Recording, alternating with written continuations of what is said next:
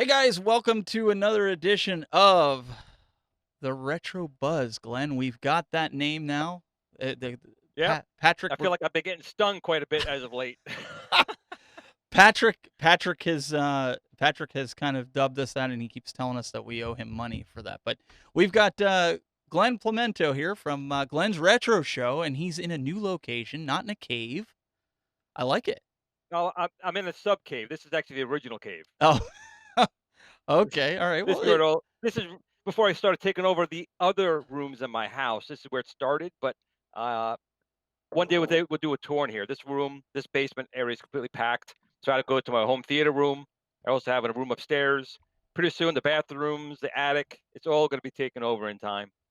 this is what we've got to do for a future show. You got to do a video, and we'll put it in here as preloaded, and then we'll show it because I think that would be We cool can start we can start doing game hoarders. at your house, Maybe right? TLC will give us a contract. We'll get on there. No! No, And I don't take my box away. That cardboard box, I love that cardboard box. Don't do it. that voice that you heard laughing, we've got a special guest here with us. Look at it. He's all like California man. Mr. John Diamonon.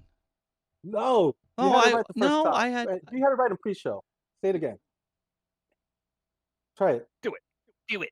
Okay, okay. John Diamonon. You can just call me John D. I've been John D since I was. I did that on I've purpose. been, I did that on I purpose. know. I was Uh, John D since kindergarten because no one could pronounce my last name. that's why I did it. So no, Mhm. we were saying in pre-show, and I was like, well, that's how I would have pronounced it. And he's like, oh, that's right. Yeah, you can do that. But Well, anyways, Get it. I get it, man. Glenn plant a memo. Glenn plant a tomato. Glenn There plum you go. mama. plant a tomato. A Now pal. that's good. I haven't Well, thought of that. the best one is palamento. I kind of like that one because I am your pal. But Yeah, you know, Plenamento. Oh, it is so what it is. they forget the L in it. Totally. Well, they swap it sometimes. Palamento Ah, instead of plan. a Instead of planamento. little dyslexia, right? Yeah, that's fine. That's fine. Well, anyway, so we've got John D with us here, and he's going to Yeah. talk to us. Thank you so much. Thank you so much for joining. I, No, no problem. Thanks for having me. Sure. I think we ought to state this, Glenn. We were in pre-show, and we were trying to do some stuff for you guys, and we were kind of slipping John some PayPal to divulge some secrets for CES that Ooh. maybe John says, Right. he said Scott's not going to be Right. happy with him after this show. Yeah. So I Nah. see. I was at the New York office, but I was sworn to secrecy, and I take that seriously. John could do Yeah. whatever he wants. yeah, John. Well, I'm not a PR guy, right? So that's probably the worst position I am. So in other And words, David's going to be sitting there going, John, what are you doing, John? No, don't do that. Oh, We oh, lost his it's cadet. froze. We lost his cadet. That's all right. That's a good picture of him. But no, joking around. But while we're waiting for John to get back up here, let's talk a little bit about some of the news that we've got for you guys. So, for those that don't know, Toy Shock, right? They started shipping their pinball machines Yep, this week. yep. A lot of people have been getting them. Actually, Yep. Willie over at Arcade USA got his today, and he's really ecstatic. I mean, he like myself both like the haunted mansion or haunted castle, whatever that was called now. Um, it's a good one, and he's really seemed to like it, and a few other people have gotten it as well. So, P Dubs did an initial review of it, Yep. and as people are starting to get it in their hands, they seem to be agreeing with him that it's not perfect, but again, you're not talking a $4,000 or $5,000 pinball machine. You're talking Right. about a toy quarter scale pinball machine, and I'm still impressed they got it out for the price point that they did because I didn't think they can get it that cheap. Well, and I blame P Dub for this, but I pre-ordered it. I pre-ordered it December 1st. As much as I didn't want to do it, I pre-ordered it. It's on the truck for either tomorrow or Sunday. That's at least what it says. It still says it's in California, but the last check was Wednesday, so they haven't updated the Un- shipping. you know what? And I'm still feeling it, but it was either that or a dishwasher, and I've been washing dishes now for about 7 Yeah. months. And Black Friday came, that $400 had to go towards my new dishwasher, which thanks a lot, Home Depot. It was supposed to be delivered today, and uh, waiting around for it, I get a message at noon. Hey, Glenn, great news! Your delivery's been changed. How was that great news? So now it's on the 20th. Oh man. I called. I said, "How do you figure that's great news? Great news is you will come with $50 additional. Here, take some cash and take the machine. Yeah, Not we're really. coming in another 2 weeks." Yeah, I would go. Yeah, so that's definitely something that was more worth it. Well, what's worse is if it was 2 more weeks out, I could have bought the pinball machine and saved a couple of dollars for the machine coming in 2 weeks. So I got double screwed. Oh man. John, Yes, have you seen this new pinball from Toy Shock that's out, the 3/4 scale? Have you checked yeah, it out at all? Have you seen mock-ups of it? I totally have. I've actually ordered one, so I'm still waiting for mine to come in. And you're Sweet. talking about, yeah, if you talk about 3,999 price point, that's pretty good. But you also have to think about, there's room for different types of pinball products like this. And if you see the video, I think it's really geared towards children, right? Mhm. Yeah. I mean, that commercial that they had, right, really featured children. And so you've got to look Right. at this product in that perspective, right? Well, You actually, know, 2 things. It was children and old men. So I qualify for the second part. They had the kids and the yeah. grandparents. So I'm How still old are good. you? How old are Oh, you? I'm half a century. I'm 50, 50. Oh, you're still young.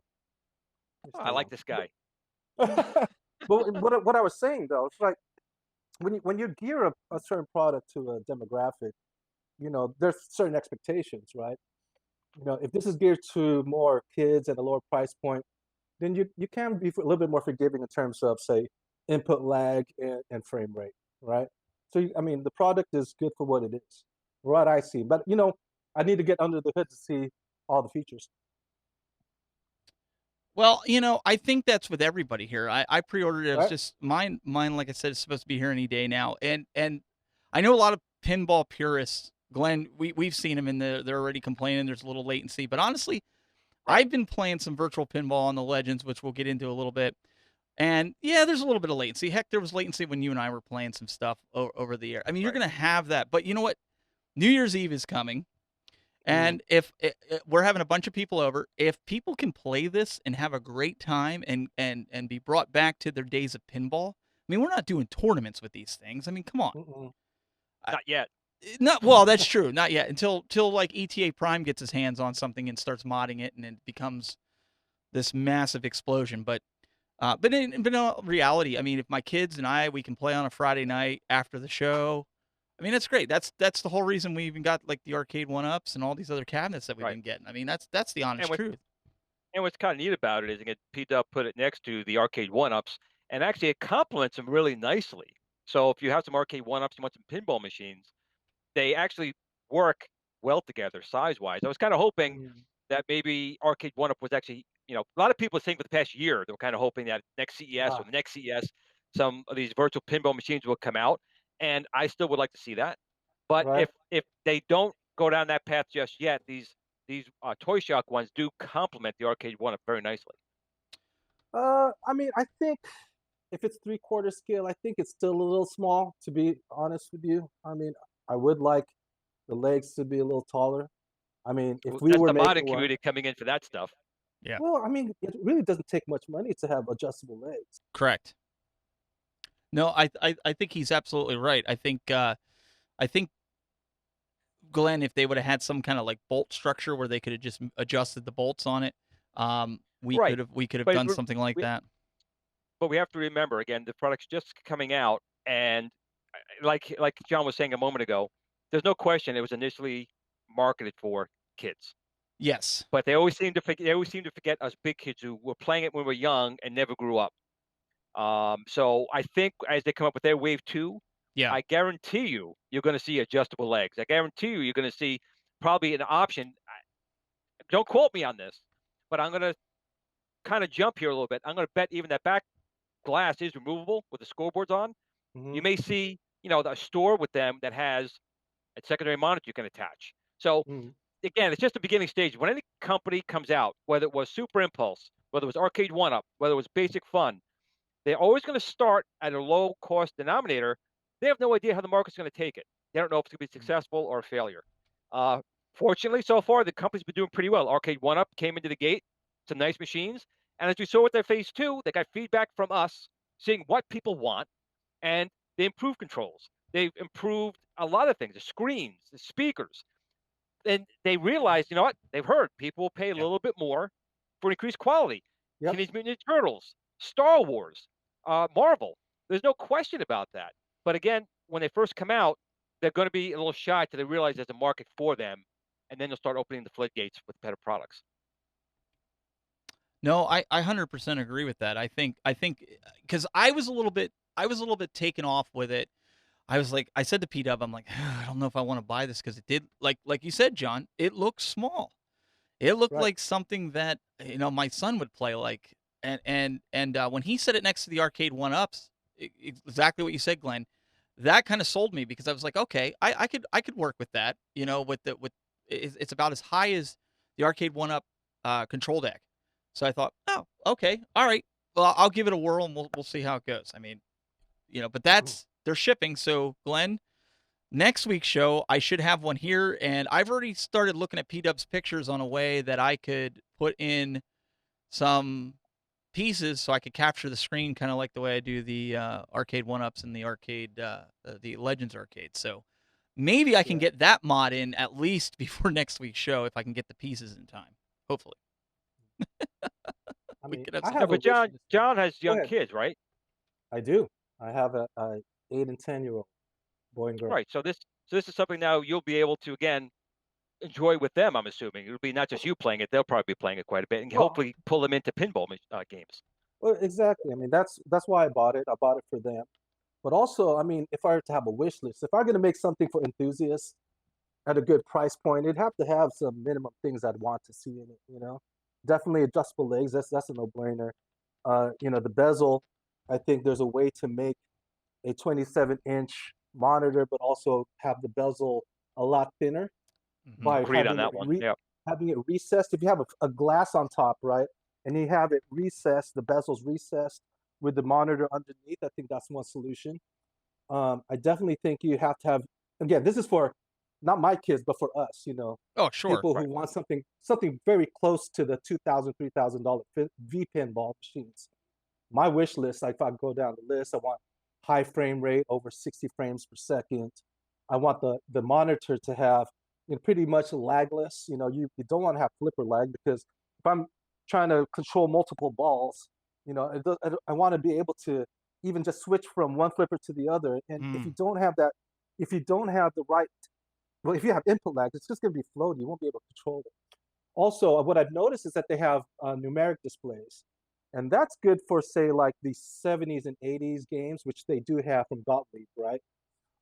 But if you're gonna go to kind of like the later games, like the Williams and Bally's, you're gonna have to have something that kind of mimics a dot matrix display, a DMD. So Right. I would want something like maybe a 7-inch at least secondary display to mimic a DMD. I noticed that they have a nudge button. My wish list would be have something real, to really recognize real nudging. Basically, have an accelerometer in there to basically figure out what the real tilt is instead So of a you nudge want button. so you want Apple to develop this pinball is what you're saying, right? No, I'm But just wait a okay. second. He said a good price point, not four Well, thousand that's dollars true. or That's ten That's the true. thousand Good thing. point. dollars. You have to, you get what you pay for a lot. Yep. But I think what Arcade1up's been able to do is really get a lot of good value for the right price point. You know, having a accelerometer in there, and then of course being able to swap out the back panel display, having solenoids, I think would be amazing, right? Real Yeah. haptic feedback. Yeah, that's true. Having all that stuff. But see, the thing is, you can't do that for $399. Glenn, you know Right. this as far Right. as much as Right. I do. Be- Uh, because it's not just the hardware. You got to pay for marketing. You got to pay for box art. You got to pay the licensing fees. You need to pay, shipping. That's a big killer here. People don't realize these things are not small, even 3/4 scale. They're wood and they're large, and shipping is expensive. These are all costs that a company has to, plus paying the employees. You got to, John's got to feed his kids. So right. all these different things. It's not like you're at home. And to be honest, I build a lot of stuff at home myself. Yep. And you may save a little money, but you're spending a lot of time sanding, trimming, wiring. Right. That's a lot of work that Arcade1up and the other companies are taking out of your hands. I mean, these machines here, I mean, I love these suckers. I mean, I walk into a room, we've talked about it, John, many times on Right. many of my different things. When you walk into a room and you see these things lit up here and playing, that's an experience we had as kids in the arcades. The And sights and other sounds. machines, exactly. So you're not getting the same experience with an all-in-one machine. that's a different type of market. But if you want to It come is. in and have all your machines lined up that you remember as a kid, I mean, here you go. Here's Look at Steven's that. It's setup. amazing, Right. That's dude. a that's an experience that kids today will never really know unless you Nope. have something like this at your house. 100%, Glenn. And like you said, there are different products for different age groups and different price points, and I think there's room for it all, right? That's why Toy Shop for $3.99 for my kids is great.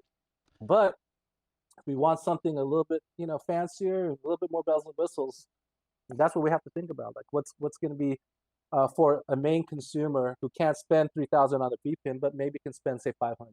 All right.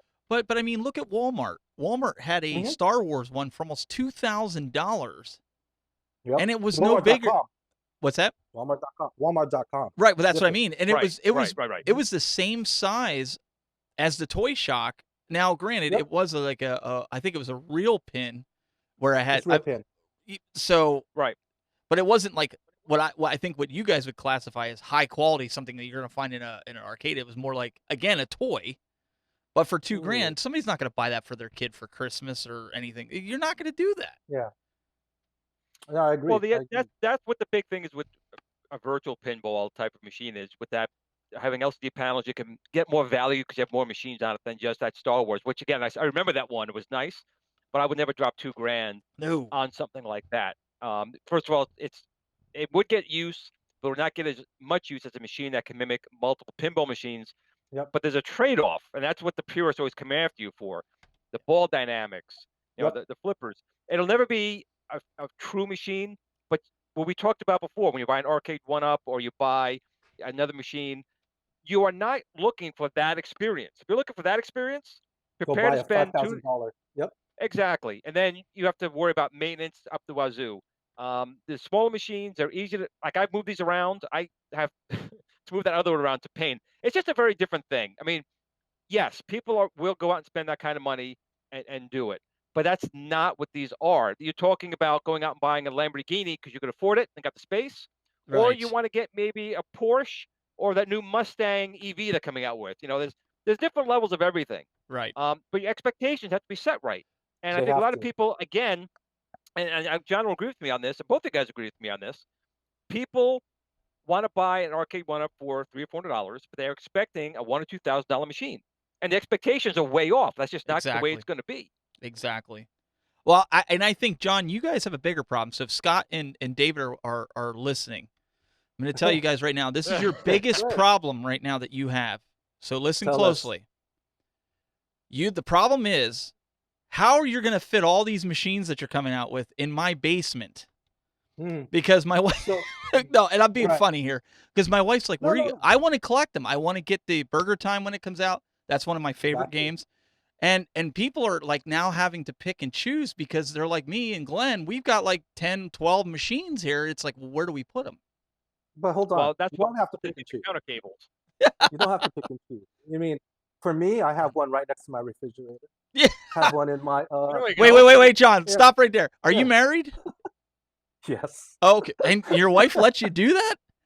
Well, first of all, No, John, what are you I doing? just I do know it. for a fact they have the refrigerator bottoms for Yep. these Arcade1ups. Why don't you just Oh, do there you that? go. There you Hey, yeah, go. we're looking into that. We will have that very soon.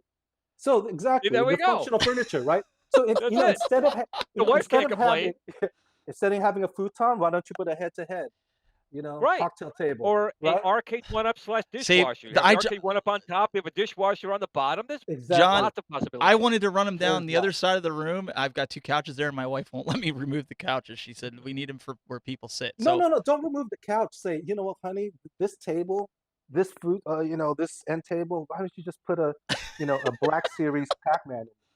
And then That's what instead I of want having to do.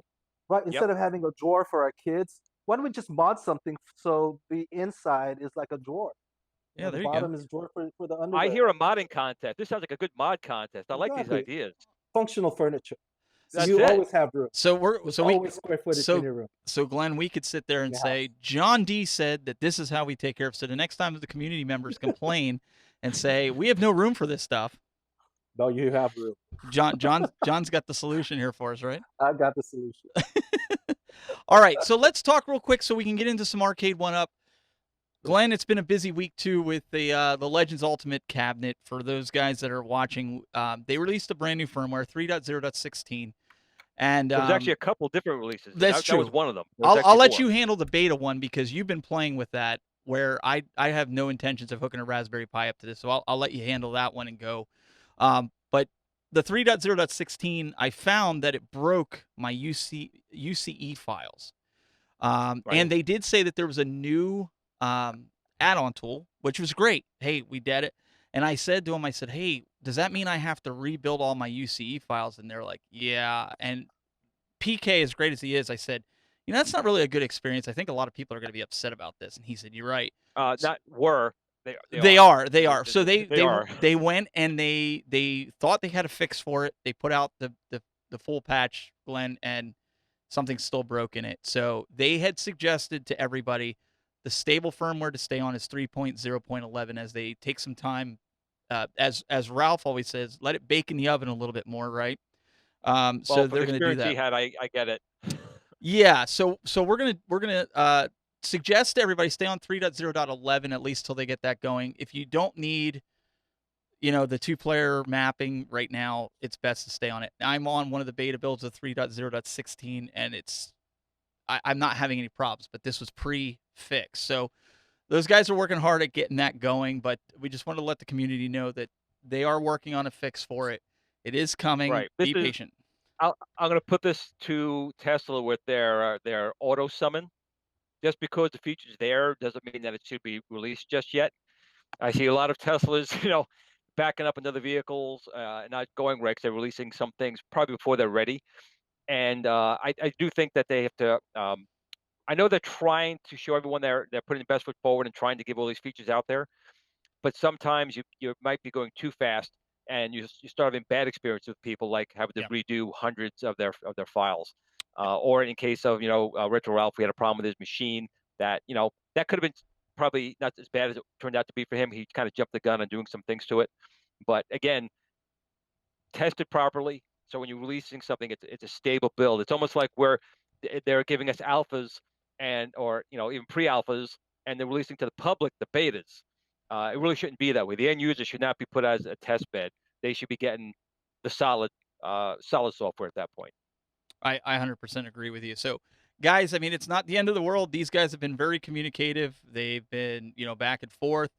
But Glenn, why don't you take the beta? There's also a 3.0.13b, I want to say, for Right. Bluetooth, correct? Right. So the original Bluetooth, so you connect a Raspberry Pi or a PC, only mapped the Player One controls. I'm currently testing one that does map out both controls, and for the most part, it works very well. There's only one game so far, Robotron, which is a game, of course, everyone wants to play with dual joysticks, has been giving a problem. I have full 8 directionals on my left, but only 4 directionals on the right. But my other favorite games like Crazy Climber and Smash TV work fine. So I'm not sure yet if it's actually the ROM. I've tried a couple of Robotron ROMs that seem to be doing the same thing, but I'm going to try it again with like a desktop PC. But again, I think it'll be a nice feature to have because you can have not only two independent controls going at the same time if you want a friend, but those classic games like Smash TV, Robotron, even actually it was brought to my attention. I forgot about it. Battlezone. Battlezone actually Yes. used 2 joysticks to drive your tank. So I mean that's all good and fine. And I'm glad they're listening to us and adding the features, which is great. But I do want them to really make sure everything's stable before they push it out. No, I 100% agree with you, and I think the community has kind of stated that as well. But we kind of want to let you know also with the Arcade1up, Glenn, page 1 is fine. All the games play fine, but when you get to page 2 and 3, the artwork is all black. So there was something that was missing inside of there. Also, any game that had the down arrow, which you guys know that you can't play in the cloud, those are not loading either. So that's why they recommend if you want to play those games on Arcade1up, stay on 3.0.11 to let them get this situated, and then hopefully put it out to us beta testers, and we can kind of hopefully get to the bottom of it, right, and get everything situated. Right. And the other bad thing too that we found is if you do go to 3.0.16 and you do a factory reset, Glenn, you're going to reset back to 3.0.16. So if you need the factory reset, find a buddy or find a link. They've been providing them to the 3.0.7 or 3.0.11, and then restore your machine so that way you can get back to the over-the-air. Don't do it from 3.0.16. You're going to run into just problems. Yeah. Yep. So now that we've gotten that out of the way, all the news, and got you guys covered, John, now we can kind of dive into these Arcade1ups, because I mean, you guys started even before we get to the Arcade1up, John, if I'm not mistaken, you used to work at Capcom. Was that like some of your gaming work history? Well, I want to get a little bit more about your background. For sure. So I've been in the video game industry for almost 25 years. I started as a game tester for Sega, testing Genesis, 32X, Saturn games. Then I moved over to PlayStation. I was a third-party tester there, and then worked in creative services there. And then for the past, I say 11 years, I was at Capcom doing marketing and licensing. And then I got poached over to Arcade1up, and I'm happy to be here. Well, it's excellent. So you actually have a really good, solid background with the industry. So that's actually a big thing for Arcade1up to have, especially the licensing part. So you have a lot of contacts with these game companies, right?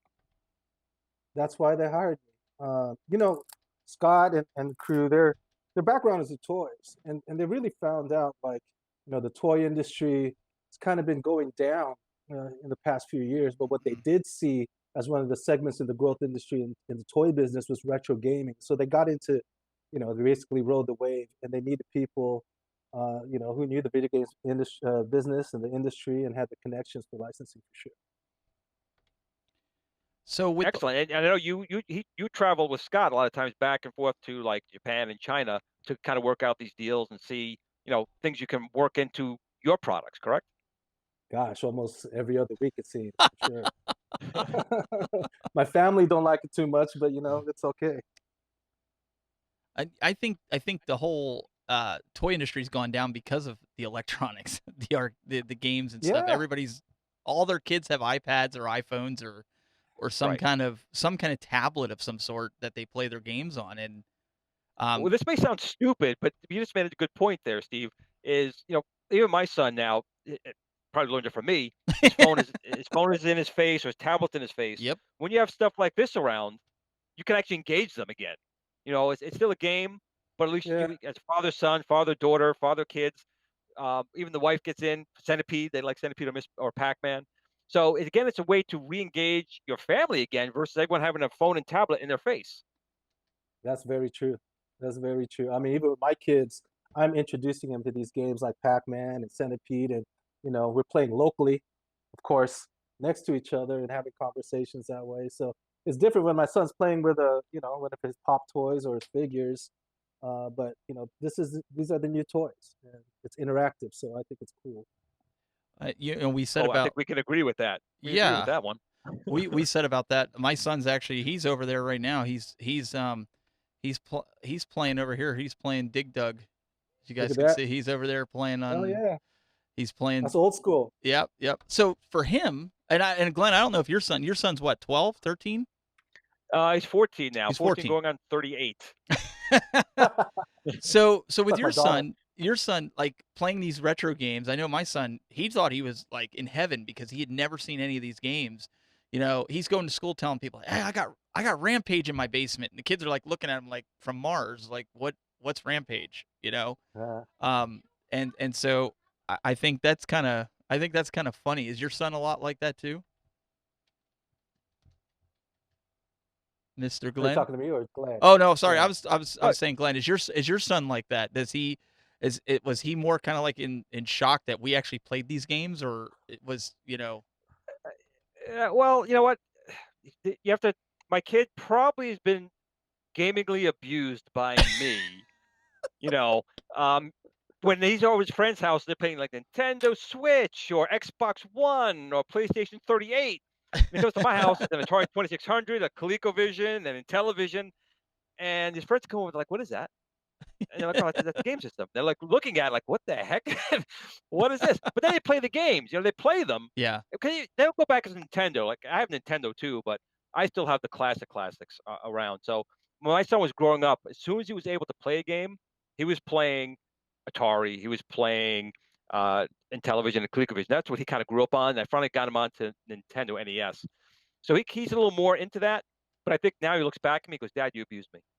You truly you did." But now he's only into two things now anyway. It's Minecraft and Fortnite. I mean, That's how my that's son it. is. My son's the same way. He even asked that before. What about you, John? Your kids, since you kind of were in the Capcom scene and Mega Man and all the good stuff with Sega. Good stuff. Good stuff.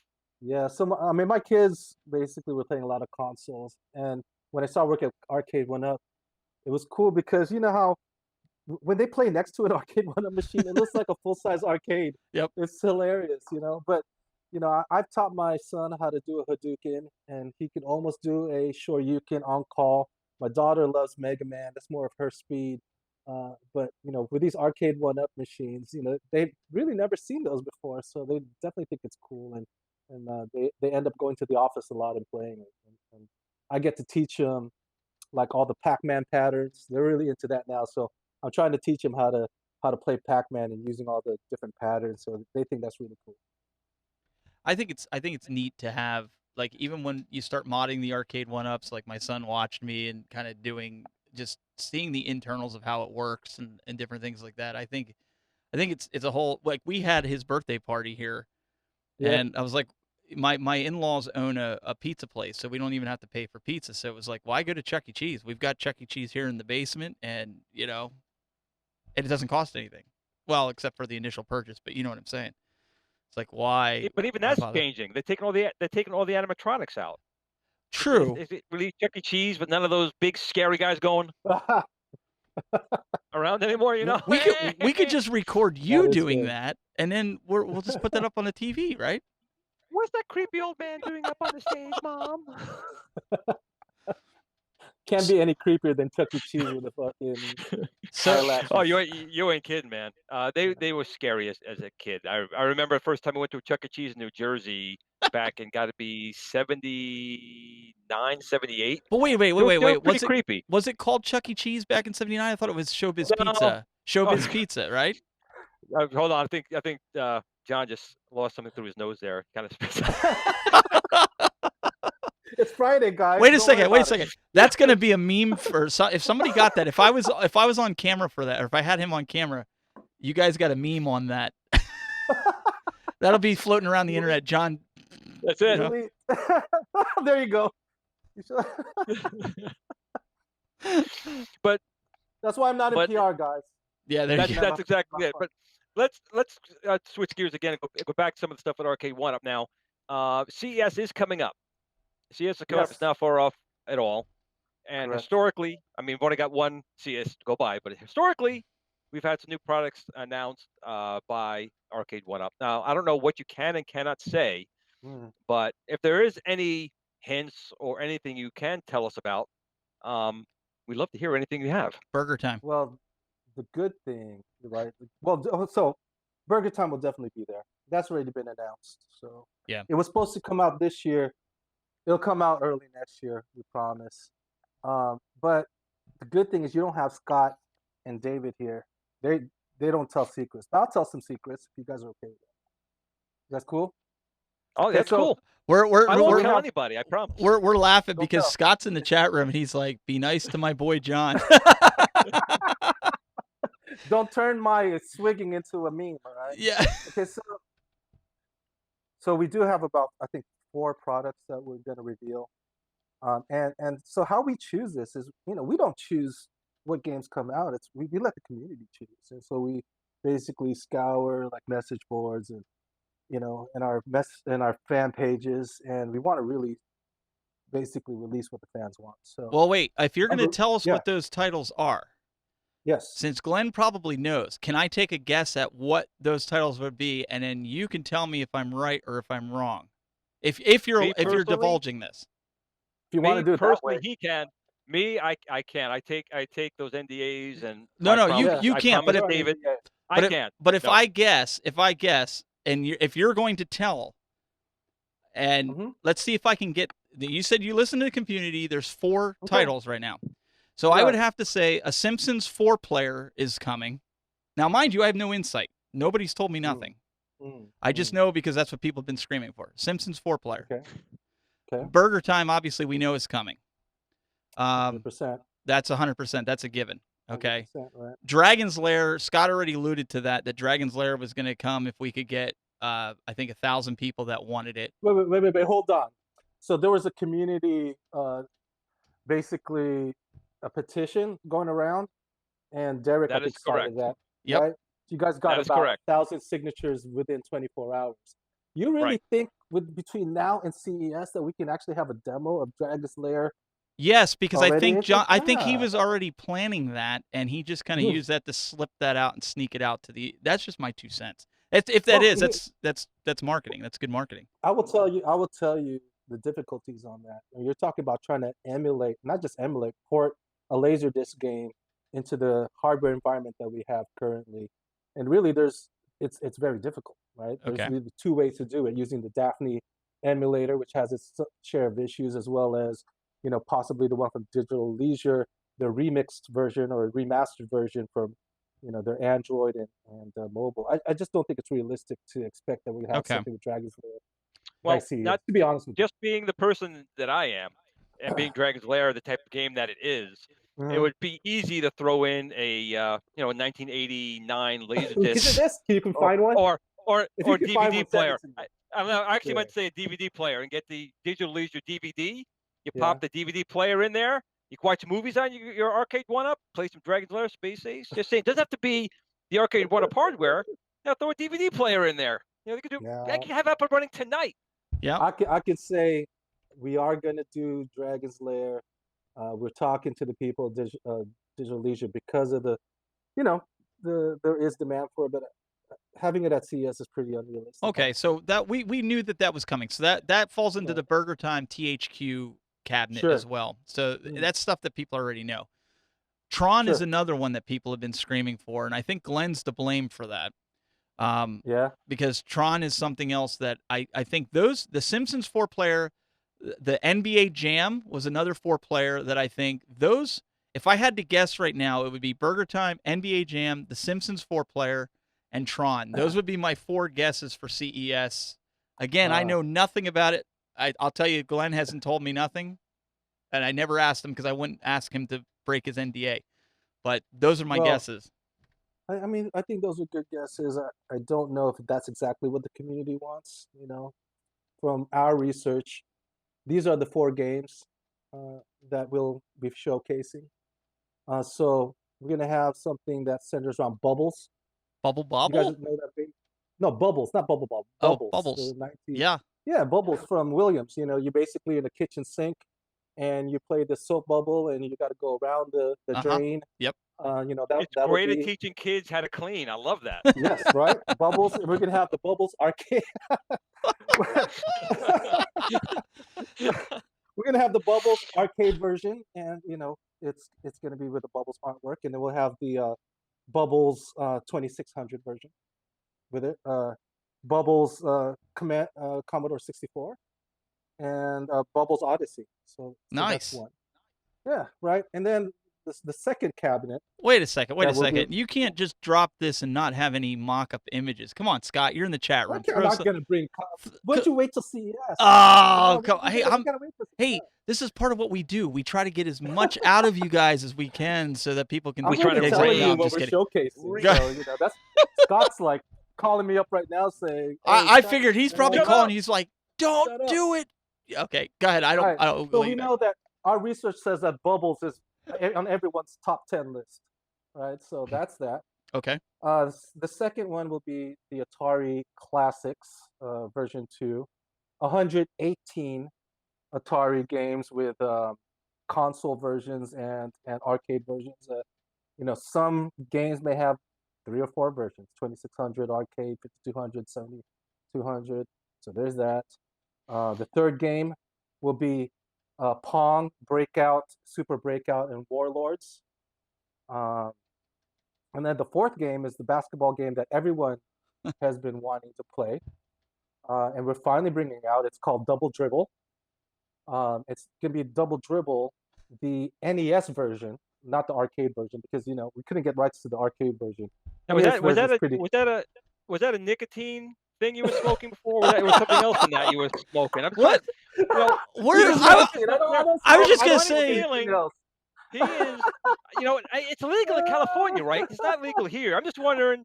It is when legal you're in taking those California. puffs, I do John, not smoke. I do not smoke marijuana because it gets me super paranoid. So this is nicotine. Okay. So the 4 games, the basketball game that everyone wants to play is Double Dribble, the NES version, because it's fairly close to the arcade version. So there you go. That's the CES lineup that everyone wants to see. All right, so now that you've snowed the whole community, how about give us the real titles? Those were the real titles. You guys don't like that title list? I got 118, not 117 games. Wait, hold on, wait a second, wait. I'm smelling something. But it doesn't smell good. No, he's doing a good job, because I was gonna say, if that's your market research, man, you better go back to the drawing board. Bubbles from Williams has been always in everyone's top 10. It has. We're in the bathtub and they go, Bubbles. Yeah. You can teach your kids to clean. Yeah. All of that stuff and avoid different enemies. So basically, everyone needs to wait. CS is not that far off. CS is not that far off. I can't say a thing, but I will say that you have a lot of people. You have a lot of people in the chat room like going, he's not serious. Like they're gonna throw away their CES like that. Well, you know what? I have played that Bubbles game. I don't know if I would buy a cabinet of it, but it's a cabinet with Warlords on. I mean, for me, Breakout, Warlords, Pong. I'd go for that. Well, that's what I was gonna say. But I highly doubt that's on today's. Well, wait a second. Top 10 list. That's what I was gonna say. I was gonna say, so like, okay, Scott and everybody's trolling everybody right now because this is the Glen's Retro Show cabinets that they're releasing. Yeah, that's what's actually happening here. I'm on board. I mean, all these games I'm on board. However, if they do this, I guarantee I'm gonna walk down the street and Negan wannabes, and we know Negan wants me now. I'm gonna be bludgeoned to death because this could be my fault that they came out with a 2600 118 selection. Cabinet. So, yeah. So in all seriousness, we tried. Well, hold on. Let me say this: there is going to be a lot of surprises for CES, a lot of unexpected things. Some expected or not, but we are going to come out with a fire. We're going to come out with a lot of new cabinets and different categories. Exactly. Sorry, real quick. So when you come up with these new games, like with Star Wars, and I know the Burger Time, are the cabinets now going to be a little more stylized? That's a good question. Or are they still going to be the standard one? I'm fine with either, but I do think like the Star Wars one just had that better look of the cabinet, or just made it that much more tantalizing. Yep. For people, I agree. And the Burger Time has now the design. So is that now part of what you're going to be doing? Yes. So there are going to be titles that are going to look closer to how they looked originally. Burger Time is one of them. Of course, you saw Star Wars. Yeah. And there'll be other titles that, if they didn't have an iconic look, they'll continue to stay within our shark fin line look. So, yeah, we are definitely going to vary the form factors. It's going to be from a case-by-case basis. So just because I'm seeing comments come by, I'm Glenn, I'm trying to keep up with a little bit of this. Same here. So guys, keep your comments coming. If you have to, at Glenn or at myself, so we can repeat this to John. In all seriousness, and you don't have to say, yes, it's coming out this year or next year, but their questions are coming in. You've all seen the mods for the driving cabinets. I believe Retro Ralph did one. Some of the guys from 99 Arcades have been doing it. Is there a future in making an official one that's not modded that you guys, Arcade1up, is going to bring out for those that are racing enthusiasts? Super Sprint, 1990 or 80. You know what? Use the spinner. Super Sprint is one of my favorite games, but you know how difficult it would be, the customer service issues with Super Sprint. I used to like tear that wheels, around so much. We're looking to every type of game, and it's got to come out at the right price point. It's got to come out with quality. So I guess that's kind of a general kind of statement saying we're looking at everything. Ooh, that was such a PR answer. It was. Like that, David? You like It that, was. David? You got that David's from me. feeding you lines. I know it. David's on your Dave- screen over there feeding you lines. He's telling me, he's texting me, say this. You know, David's telling you that. Scott's telling me to push you. Like let's Really? go, push him. You know what? Okay, I'll say this. The triangle. You know, why don't you let us know what driving tiles you want us to put in? Because there's a whole That's bunch fine, of them, but right? is the concept? I guess that's the question they want to know before Right. they start. Is the concept? Is it something you're entertaining at this time? We're not saying Well, divulge it. I'll Obviously, say this. I'll say this. I didn't think we were going to be able to do a Star Wars yoke, right? And do it with high quality, make That's it true. a commercial product at a right price point. You know, those yokes were coming out, and Glenn knows those yokes were like $500. We were able to make Yeah. something very similar at a consumer price, but the entire cabinet was 500. So if you could do that, I think you could do other things that's very similar. Okay. Right. And Yeah. I will say, I was a little skeptical as well. I was talking to Scott for quite some time about, mine, which I'm still in the process of doing. And I was surprised when I was with David when I went to New York and I got my hands on that flight yoke. And the quality is very, very good. Again, he's talking about the whole cabinet. The cabinet's redesigned. It looks like the Yep. machine. It comes with the riser. It comes with the light up marquee. But the key is that yoke. And the yoke really did feel good. It didn't feel, And and feel no cheap. disrespect, it didn't feel like the spinner from the Astros machine. It wasn't like something like Right. that where you expected a control for a game and it just wasn't right. It felt really good. And I think everyone who's gotten the Star Wars machine has said the same thing. They were impressed with the screen. They were impressed Yep. with the sound. They were impressed with the controls, but also you guys did a custom emulator for that. The emulator that's running on there is not a typical MAME emulator, Nope. and it's So we don't use the MAME. no, you don't. And We don't the use MAME, different and we don't features use in FBL. there, the different lighting effects, the different vector things, that's you guys went above and beyond for that. Yep. And that's what it takes because, you know, these things are basically a product of our childhood, right? And we're hypercritical on our memories and having representations of these arcade boards that kind of match what we played when we were young. You know, you bring up emulation, and you know we could have went cheap and just put whatever MAME or FB Alpha version was it, but we don't do that. We definitely use real development companies, real proprietary emulation, and not just emulation, actual real porting to make sure you have an authentic arcade experience. Right. That's one thing that we do that no other, and I can tell you this, that no other retro company does. People slap on what the community's done and profits on that. We actually spent, I would say, hundreds and hundreds of thousands, and now over $1 million just for development to make sure that we're not taking advantage of the community. We're actually using real developers who understand the game. So we use Code Mystics love who love Star Wars and they have a passion for it. So when they're developing the game, you know, like you now have different options when you go into the UI. I mean that was a product of people really caring about the game. We Well, take Right. that seriously. And before you mention, I was going to mention their name, but I want to say Yep. that, I had to do a lot of research, a lot of digging, and I found the developer Yep. for that. So it absolutely was not just a MAME being put on there. It was an emulator that was written specifically for the Star Wars cabinet. So they actually did do that, and it shows in how well it plays. I remember a lot of complaints were coming through saying that when your ship would get hit, the screen would like turn like a brownish gray because the MAME emulator didn't do that, and that's what people Nope. have been playing since the '80s. And then it turns out, you know what? The real arcade machine actually did that, and people didn't realize it. So that's how good that emulator went.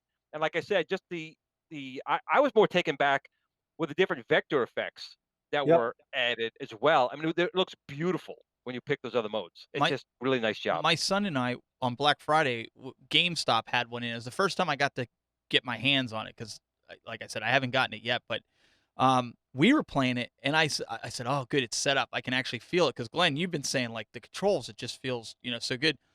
And my son's like, "Dad, can we get this?" But it was neat because it had resistance to it, like you would expect, Yep. like a real arcade would. When you grab a Right. steering wheel, folks, I guess this is the best way I can explain it. When you grab a steering wheel in the arcade on one of those, and the tight feeling that you have with it, that's how this yoke is. It was really firm. It like Glenn said, it wasn't cheap. You could tell. So I mean, Yep. that's a testament. That's a really good point to bring up. and I'm very proud with our engineering team, our product design team. You know, we have a team called Think Up that really takes these things seriously. I mean, you know, we have people who, you know, who have the real arcade cabinets, and we have to test it out, and they tell us, okay, well, the tension is too strong here. You loosen it Mm-hmm. up because when you're talking about a game like Star Wars, you know, when all the fireballs are coming out, right? You need to have something where you can just go, like, shoot them all in one string, right? Mm-hmm. You know, making sure that it all lines up, and that authenticity is important to us. So I'm really glad you said that, because if that's what I've been saying since day one is the game screen, the game artwork. I mean, it could Yep. look like a nice cabinet, but the controls is the interface of the human to that game. And again, with Star Wars, that interface is you shouldn't think about it. You know, when you have to No. think about the controls, you're losing the immersion. You want to grab Yep. that and just react. And that control yoke does exactly that. And again, you talk about a $500 cabinet where everything you got there, it's phenomenal that they were able to pull it off. So one of the questions came up in the chat room, along with Sure. all on the lines of new stuff. They highlighted me, so I want to make sure I say this. So 6-player Time Crisis, X-Men, Uh, a 6-player sure. cabinet, something that we could maybe see down the road. Now that we've gotten 4-player cabinets, is that something that fits into that 3/4 scale model? Is it You something that can't you? fit. Hold on. Let's talk about that, right? How many six-player games have been out there? I know there's the X-Men Konami game that has 6 players and had dual screens, right? You know how expensive that would be? I don't know if that's feasible. I understand that people want it. You know, we have to make commercial products. I'll tell you one thing. You know, we're looking at everything. We're talking about everything. We're talking to every publisher. We look at what everyone wants in their wish list. A six-player X-Men. I mean, can you fit 6 people around a three-quarter scale? I guess you'd have to make it wider. You'd have to put 2 screens. It's possible. I don't know. Maybe a very limited edition. Again, I'm not confirming or denying anything. I'm just telling you the challenges I see with every Oh no, no. six-player I listen. version. I'm just repeating what the. I mean, Oh no, for I, sure. honestly, like we had Thanksgiving in our house, and I don't know if I told you this, Glenn, but having 4 people around the turtles cabinet, you're shoulder to shoulder, and you know we're Right. Right, rather 180-pound right. people, and we're not like Well, the obese, and other it was thing, tough. we talked about it before is you don't necessarily have to have a cabinet with 6 controls on it. You could do perhaps two Controllers. independent machines you can buy if you wanted They to, Oh give and it yeah. you link them together. up, but you link them together with a cable. Just to, Ah, you could sell like a machine that's got 3, and if you really want to have 6, you buy another cabinet, It's you link true. it, and now you have the 6. Just that's free Good. interesting. advice from Glenn's Retro Show. Just I, Thank I you, give thank you, freely. thank This you. goes out there. You know, how much money? How much money do you have? Well, again, as everyone knows, and again have to thank my co-host here. All my stuff is left over from the 60s, 70s, and 80s, and I No, I reuse get stuff. it. My camera here was a 320 by 240 camera up until 2 episodes ago when he Yeah. got me this camera. Hey, I you know reuse what? everything. Yeah. No, I get it. I get it. My dream cabinet. I'm not saying we're gonna make this. So I want an 8-player Daytona, Oh where you yeah, can link it all up, and everyone's playing on one huge, you know, 60, 55-inch screen on top. You have the signage over there. Yeah, that'd be kind of cool. Is it commercially feasible? I don't know. But Right. the idea of linking cabinets is interesting for sure. well, I definitely would love to see. I mean, if you want to do this right, I want to see a 8-player um, Indy 500 Atari 2600 version. Really? Because you can just use the little 8-player. paddle on Okay. there, and you Uh-huh. can basically use an old Pico projector that's like a low Oh res my 200 by 200 resolution goodness. on the wall. Oh, So you said we can Pico. make this feasible. And since you guys are working Yeah. with 2600, we can make it happen. So Glenn, Okay. because of that You put in the statement, comments if you agree. it's because of that statement, people are dropping off. No, I'm Yeah, they're just kidding. dropping off. They're just They're Oh, like, viewing "Oh, left and Glenn, right here now. we go." Um, some people are like, well, no, four is good. I think 4 well, let's. is decent. Go ahead, Glenn. I would say you finish that up. I will bring up a point after you're done. Go ahead. No. I was agreeing with I'm trying to watch the chat room here too. So sorry guys if we're Gotcha. all over the place, and I'm not trying to interrupt Glenn here, but I agree. 4 players I think is a sweet spot. If I have to be honest, I don't have 6 people in my family. It's great that the 4 of us can play Turtles when we want to play it. I think going outside of that, Glenn, you're 100% right. Either link a cabinet Right. or hook up mod it and put controllers on it. I mean, that's ideally where it's at, honestly. but it's got to be with a DB9. You have to use an Atari DB9. You're gonna get Yeah, these no people Bluetooth. leaving, man. Come on. Yeah. No Bluetooth. But no, seriously, I want to talk about something else real quick because again, John's on the he's on the West Coast, and David and Scott here on the East Coast. But I know that John's also gone to China, and your quality's improved. I mean, there's been from your initial launch to today. I'm assuming the issues you guys have been having with people saying that this is not working has gone down substantially. I could tell you from my point of view, from monitoring my forums, that there's still one or two. There's always going to be nothing's perfect. There's always going to be one or two people that have an issue, something doesn't work. That can happen with a $5 product or a $10,000 product. But I really think, and I think you'll confirm it, is that the issues and the issues have gone down, and the quality of what's being delivered has gone way up. Am I correct in that? You're 100% correct. I mean, Scott takes this very seriously, and he promised that the quality on my would show, as a increase. matter of fact, he did. He Yes, did. He did. I saw that. But now, it's when you're first to market, there are going to be some issues, right? Who would have known that the hand oils would affect the control panel? I mean, we didn't really know that until we started bringing out trade shows, and then this stuff was rubbing off. So like Scott invested a lot of time and resources and money to fix that issue, and so now you have those covers, and also you're having better buttons, better joysticks with better response times. Not only that, if you see the LCD screens, much brighter. Yep. They're of a higher quality. Not only better that, contrast too. The better contrast is better. And let's interrupt you. Let's interrupt you really quick. Let's talk about that real quick. What you guys didn't have to do, but you did when that paint was rubbing off. You guys gave out free covers to everybody that purchased that. So let's just put that on record as well. You guys didn't have to do it, but you did it. We did that, and that was not cheap. I know it's not cheap. But we also know that this is a long-term business, right? And we value customer input. We want this to make sure that we're here for the long term and giving what everyone wants, right? Again, now for, say, Street Fighter, you understand that was the first of the bunch that had stereo sound, but then we didn't have stereo speakers. Now you have that for Marvel. Anything else that's going to be stereo is going to have two speakers. Recessed, the LCD being recessed is another opinion that we've taken for the community. Also, if you look at the artwork on the sides is much glossier. Like everything's being improved, and customer service is being improved.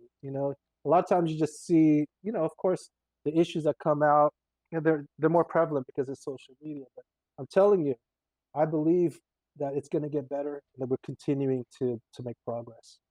Well, with you saying that, and I agree with you, is the squeaky wheel is always that makes itself known. I mean, we don't hear of the thousands and thousands of machines that everyone's satisfied with. I mean, I have 11. I forgot. I think 11 or 12. I don't remember how many I have now. But I honestly have not had an issue with anyone. I didn't have any damaged panels. I didn't have any bad screens. I didn't have anything like that. And there's been a lot of that, but no one's going to say on social media, "Hey, I got 10 or 3 or 2. Mine's perfect. It's always mine's broke or this doesn't work." So that's the bad thing for any business. You never hear about the positives. You only generally hear the negatives. But again, when any business, like you just said, does something like this, especially their first batch, it's a learning curve. It's a new market. They basically had to learn how to make a $500 to $1,000 type of home built machine into something for the masses, and that can be sent out to Walmarts and to other places easily to be purchased. I know a couple people, they build machines on themselves, but they can't ship them anywhere because it's way too much money. Yep. And even then, there's no guarantee when they do ship it that doesn't come undamaged. I mean, you could purchase anything and it comes undamaged. It's just, I personally have seen an improvement. My last one, which was Mortal Kombat, there's a little more padding in the box. Yes. But even prior to that, I thought everything was padded adequately. I didn't think anything was there. From my perspective, my personal perspective, any damage that would have happened for me was just missed at QI inspection at point of shipment from your manufacturing plant, because the boxes generally came fine and people would report my box was fine, but there was something wrong inside. It just didn't get the QI apart properly, is my guess. I- So I assume that at that point, since Scott's been out there, that's been taken care of by Star Wars, Marvel, and what else was the last one they released? Besides, I Turtles. forgot now. Turtles. Turtles. I have not really seen anyone have issues. I mean, it's gone down, I would say 1,000% versus the initial batch. Yeah, Yeah, I would I'm agree glad you with bring that. that up. I'm glad you bring that up because if you look at those packages, I'm sorry to No, interrupt go you, ahead. Go Stephen. ahead. If you look at the packages, you're right. I mean, it's really tightly packed, and make sure that we don't have those issues moving forward. You're right. Before it was a little loose, but it still was fine. But Scott goes to China almost twice a month, really to make sure that these things are taken care of, and not only like I said, not only in the form factor itself and all the features, but in the packaging. And I'm glad you brought that up. Well, and let me just add to that because I have 10 cabs here. I showed you guys some of them, but I have 3 sitting over here that you can't see with all the gear. But I didn't have one problem. Some of these guys were saying that they got 2 left sides, 2 right sides. They've gotten broken pieces. The one I had an issue with was Final Fight. The joystick just didn't feel right. It wasn't responding right. So rather than going through the big house, I just bought another one because it's always good to have a spare on hand, right? I didn't even go through your warranty process. I bought another one. They're like what, $12 or something like that. So I got it. I swapped it in. So now I have a backup. But that was the only thing. And again, that's being nitpicky, right? Because when I got the new joystick, I didn't really notice a difference. It could have just been the way it was playing. But honestly, I didn't have some of the problems that some of the people were having. So, what do you guys think about it? Could it be just distro to certain areas that FedEx was just more abusive, or even UPS? I mean, you have no control over that, It's hard really. to say, right? There's always going to be some issues, no matter what the product is, no matter what the price point is. But we take that all seriously. So if anyone's really having any issues, definitely call our customer service line. We'll take care of that. And then, if you really want to, return it back to the store. But I tell you, these issues, we take 100% seriously, and we're working through them. So before we go on, Glenn, I want to bring up to the chat room. I did put a link in the Facebook for anybody that wants to call in. If you want to call in, if you have a question for John, we're going to keep it moving. But if you want to call in, if you have a cell phone that's running, Google Chrome, or a PC or Mac that's running Google Chrome, you can go to https://call-in.tv/thetechbuzz. It's in the chat room. Anybody else that's in the chat room, I don't know if Brad's still around, but you can go there. All you have to do is select your camera, select your microphone, and we can bring you in live, and you could talk to John or Glenn. Maybe you have a question from one of those guys. Right. If Scott or David wants to call in to reprimand him about letting the 2600 games out of the bag, he's more welcome to call in and reprimand John over that. I think we lost everyone in the chat with all of your Atari ideas here. Atari's, you know what? This is something seriously. I love Atari, but the Atari that's around today is almost like the Star Wars of today. It's a train wreck. It's just a train wreck. It's really tainting. The new Star Wars films, in my opinion, have destroyed the legacy of Star Wars, just like this new Atari has kind of destroyed the legacy of the old Atari that really was dear to my heart. But I don't know what else to say. It's okay, Glenn. I say everyone. I tell everyone, stay this December 20th. Stay home. Don't go see the Rise of Skywalker. Stay home.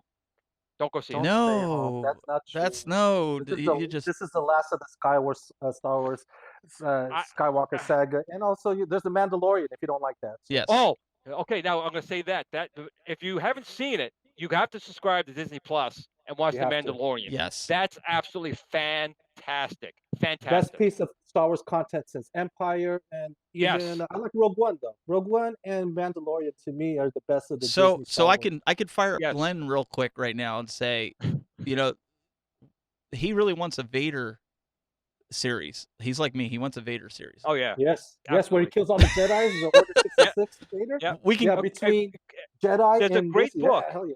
There's a great book, if you guys don't know about it, it's called Dark Lord, The Rise of Darth Vader. You can get it in a regular book or an audio book. It actually made the prequels better because it kind of explained all the stupidness that happened in the prequel. But I don't know why Disney, that's a cash cow. You come out with Vader slicing people like cheese, every Yep. 5 seconds, you will have a $3 billion movie guaranteed, or a Baby 100%. Yoda film. So Baby Yoda film. So, Baby Yoda so film. not to break up the love fest here with Star Wars, somebody had a question in the chat room here. Again, I'm trying to follow up here as we go. So, guys, keep the questions coming. Anthony wants to know. He said, thoughts for Generation 1 and Generation 2 cabinets that are already released. Once they sell out, are they gone forever, or will they be revived and combined into future generations? That's a great question. So there are some video game properties that you can continue to release and in different iterations. I think Pac-Man's one of them. I think Street Fighter is another. Um, but a lot of times, I mean, there's only a certain amount of shelf space in a store, and there's only a certain amount of product you can release in a year, right? And likely, of course, all the retailers want something new. So if something comes out, they may or may not come out in the future in that same exact configuration. Now, will it come out in a compilation? It's possible. But like if Final Fight is out there in the stores, once it's out, I don't think you'll see another Final Fight cabinet be released, right? You may see Final Fight in those other games as a part of the compilation. But for the most part, we're in and out with these products. Star Wars could be something that can have different iterations. But yeah, that's a great question. And actually, while we're getting to the next question, then I actually had another one for you. Since you are the licensing guy, I mean, you're kind of deal with that part of it. I have a lot of friends, and we've brought this up before with Scott and David, but we have friends in Canada and England and Germany and Australia that are literally chomping at the bone to get these. Do we have any new news for them about cabinets and people carrying them in those locations? And before you answer that, hang on. Before you answer that, we had a caller calling in, Scott. I believe it was Scott. You have to select. I knew it. I knew it. Yeah, you have to select your audio and your video before I can get you on, because otherwise it doesn't show me anything. So if you can do that on the right hand. Know how to do that. Let me just show real quick, and then I'll let you get back to what you were saying. I'm not trying to interrupt here. I want to make sure that these guys understand how to do this. A special announcement. We have to let that come in. Yeah. Okay, well, right. So when question is if. No, I'll let you get. So when you guys get in here, you put your name. You got to fill out all this junk. Just put letters. I don't care. But over on the right-hand side, you'll see that there is an area where you can select your camera. You got to select your camera here, and then you want to select your audio. I hope someone's helping Scott at that side. You're going to select your audio right here under that. And then once you do that, just click on Join Show, and I'll get a notification that you wanted to join the show, and then we'll bring you in. It's very simple. Ask John. He had to connect quite a few times because his internet kept dropping, but very simple. Don't jinx it. Don't do that. I'm going to turn it back over to John. Sorry, I didn't mean to interrupt. I just wanted to make sure that these guys do. I'm just saying, look, if you want a cabinet, don't wait. And that's not a sales pitch, because you don't know if that's going to be re-released, right? These things these are limited edition, and even though we're making, like, say 30, 40, 100,000, after this run, there's no guarantee we're going to re-release that in that same configuration. For me, I'm a big Street Fighter fan. I want to see a cabinet has the championship edition art. I want to see a cabinet that has like the big blue, the Capcom big blue. I want to see, but that's for me. So there's ways that we can release another game in different configurations. But as it stands now, those cabinets that you see on at the retail floor, you may not see again.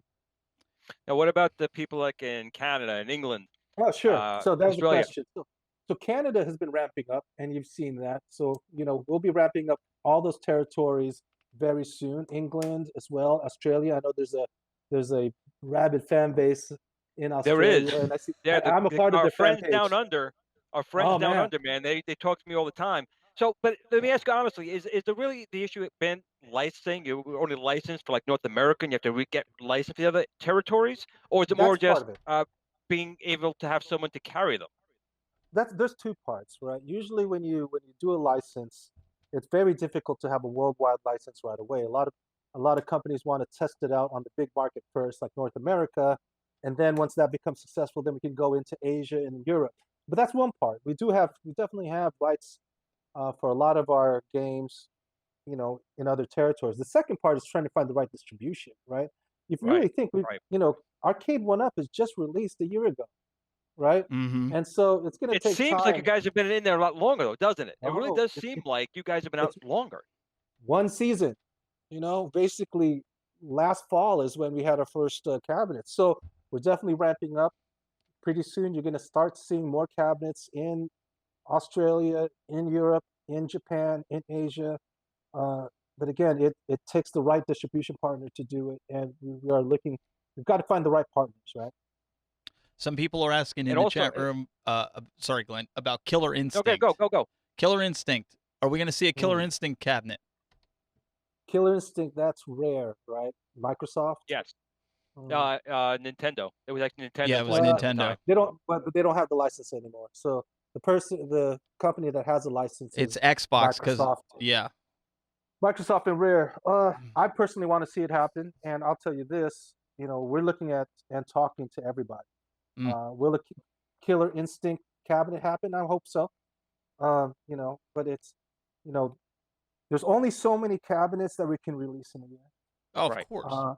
Right, and so we just got to really be careful on exactly what products we release. Not everyone has the money to buy like 5 cabinets, right? So that it's an art form to know exactly what title to release when and in what market. So I guess that's a roundabout way of saying we're talking to everyone. I'd love to see a listen. I'm still waiting for the plushies that you guys showed at CES last year. And I'll show you the reason why.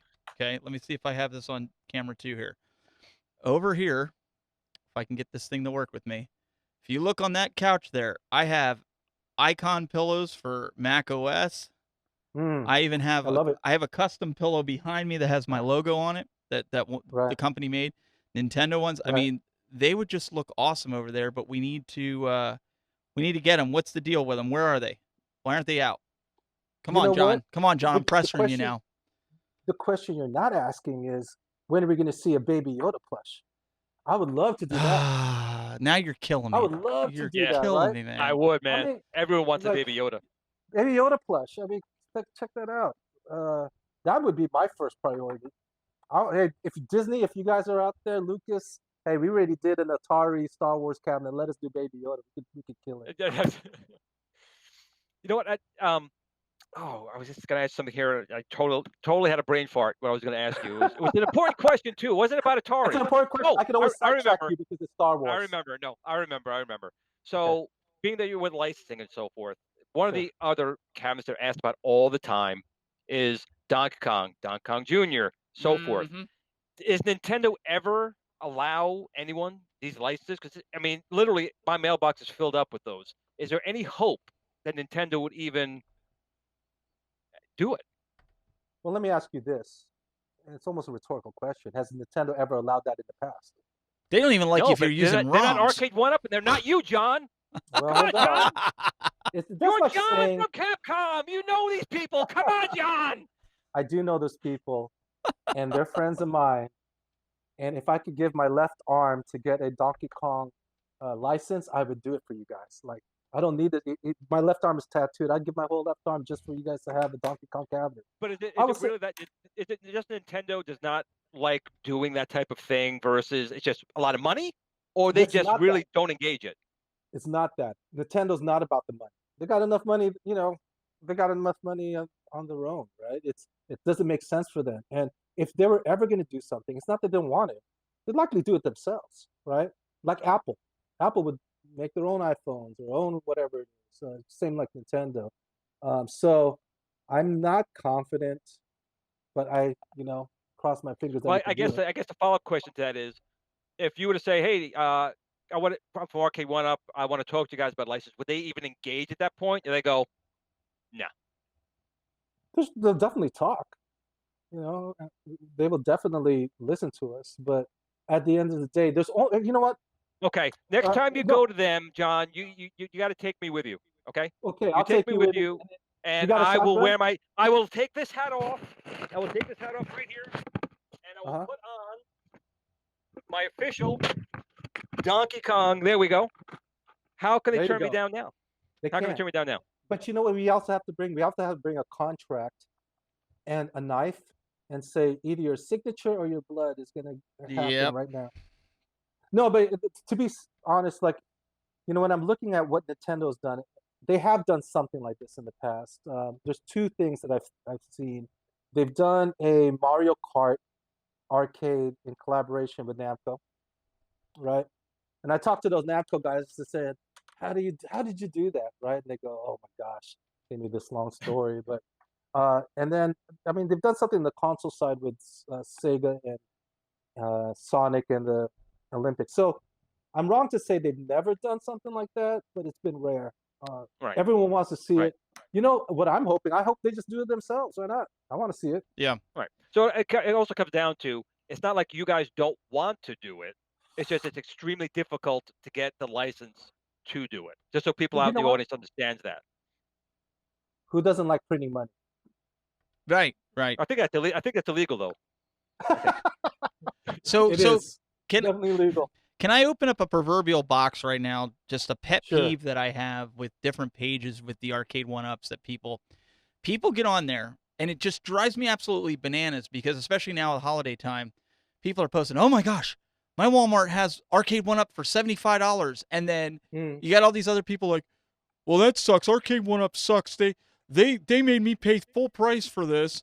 And going on, and it's like cluttering news feeds. Okay, so can Yeah. you please just go on record and say what I've been saying? You have no control over what the retailers are selling these products for. That it's completely up to the retailer, because apparently people don't understand that, and you sit there and you go until you're blue in the face, right? Well, that's 100% correct. It's called MSRP, right? Manufacturer's suggested retail price. And so we initially sell it in and we say this is how much we want to sell it for, but it's really the retailers, um, it's really their decision on how much they sell the product for. For a company like Walmart is pretty different than other retailers, is because they're able to price flex.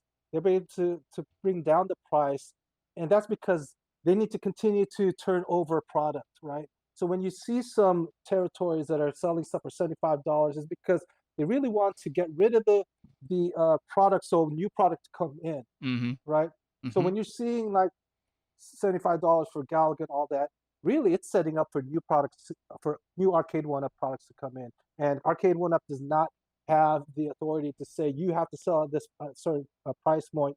They're able to mark it down, and it's more of inventory control. Well, Glenn and Hope I that have been answers saying Exactly. that for weeks, but people just don't seem to get it. So we figured if we can ask you right here while it's recorded, maybe people will actually watch it since they don't read. You know, well, it really gets you could tell the areas that are either financially challenged or tech challenged, because they're the Yeah, ones that are getting rid of the cabinets at a yeah, very, very low price. Where that's areas like correct. my areas, I'm in Eastern Ohio. They're still. I think the cheapest I've seen them was 250 or 249. Right. I think Glenn up in your area is probably similar. Right. They're always full price. Right. Always full price up by me. So, consider yourself lucky if you're in an area like that nobody's buying your the cabinets there. But it's not. Stop blaming Arcade1up. Stop blaming these companies. It's not their fault. Well, yeah, Right. it's a little ridiculous when they do that. I mean, if you wanted something, like you said before, you Yeah, buy it. You you can't buy have it. remorse. If it's within a certain amount of time, you can always go to the store and they'll refund you the difference. If that was the case. But when you buy something and you're an early adopter, That's that's it. what you're going to pay. If you want to wait 6 months, 8 months, Yep. 10 months, a year before you get it, you'll probably get it at a discount. Or if you get Exactly. lucky, sometimes you do. But if you want something, you buy it. You don't come back later and say, "Oh my God, you bought something you thought was a fair price at the time when you bought it," and that's the end of the story. Well, and I'll bring a different angle to this, right? So our Walmart research shows that people aren't just buying one cabinet; they're buying multiple. And that's a great thing for the long-term health of this business. Sometimes Walmart would drop prices to create excitement. They know that if you buy a $75 cabinet, for a certain time frame and a certain market, then if you buy that, if your experience is good, you're going to buy one at $349 or $399. So it's another way to also just generate excitement in general. I think Agreed. I think the real question here for you, if I can go into a journalistic approach here, is, and Scott could feel free to answer this in the chat. Did you guys ever expect people to start doing what Glenn, myself, and others have done and line their basements, their finished rooms, their extra rooms with these arcades? Or did you think that this was something that was just going to be a one-off? Like, hey, I'm going to buy my favorite arcade that I always wanted as a kid that we presented, and that's the only one they're going to buy. Was the expectation ever there that people were going to buy every single cabinet that came out? Well, I can't speak for Scott, right? I can only speak to my experience. When I first saw this launch, and I was involved with it from the Capcom side. That's how Scott and I got hooked up, because I basically, helped them with the license for Street Fighter. We did it. We thought this price point was something that was going to be prohibitive to buy multiple cabinets, right? However, when the first couple of months, you started seeing this momentum. You started seeing these, the fan page grow to 20,000, 30,000, 40,000, upwards to almost 100,000 total now, right? And you see people start to, showcase their man caves, and it's really hit a nerve, right? I mean, also what we've seen is that the demographic, if you look at the Facebook pages and all that, it's like between 35 to 55 Gen Xers, or young, older millennials, we call them Xennials, or younger boomers, kind of that sweet spot where now they have the room to, to have multiple cabinets, and they're starting to have kids that they can enjoy these video games. People are like, make this joke, oh, I want to buy the Street Fighter cabinet for my son, but they ain't got it. So you're telling on Right? yourself that pinball's not really for your kids; it's that for pinball's you. not for my kids. That's what That's for that's what I was me. getting at. I knew that something was up. So did I know that? Did I personally know that? No, I didn't. But when it started to become very evident when we started seeing the excitement and the engagement of our social community. Well, I think, And that's a big thing too, is that the part of the big problem is that you have such a good fan community that there's very strong feelings, like, at both sides, because you have those purists, and no one wants to come out of the closet who's a purist, say, I like the Arcade1up, but it's just, initially everyone said it was a toy, it wasn't going to make it, wasn't going to do it, and now you have people, Turtles, and Star Wars games, that people are going crazy over it, and they're becoming a very, what I'm looking for, dedicated following to these cabinets, and they're looking for that next their next fix. Glenn, if you will, people are making a living off of these cabinets, modding them and selling them. Right, exactly. So that's something that's come. And you were going to say something. That's what's kind of come from this. I, started the fan pages and started doing some mods, but there are literally other companies, new graphics, light up marquees, and so forth. Companies built around your product. And we've hit a nerve, and that's how you know, right? This business has spawned other businesses, like what you're doing, Glenn, and making peripherals, like the artwork. And I even see people are buying multiple cabinets and renting them out for parties. People are making businesses like, I bought like 12 Arcade1ups, and they're making money because the overhead's low, and they're renting them, for 2 hours, $300. And that's an important thing you brought up there too, is because they're not taking these, they're transporting them. All right, they get knocked around a little bit. You have kids all over them. So when people say, these machines aren't going to last, they're basically in huge parties with kids banging on them for hours at a time, going to a next event, and they're surviving. So, totally. And so if something gets messed up. Go ahead. Sorry. No, I was gonna say, I hate to interrupt this party, but we have a gentleman that just joined us. Uh-oh. The master. Welcome, Scott. I don't know. Let me see if I can get some audio on him. It doesn't look like he's got. Does he have it muted?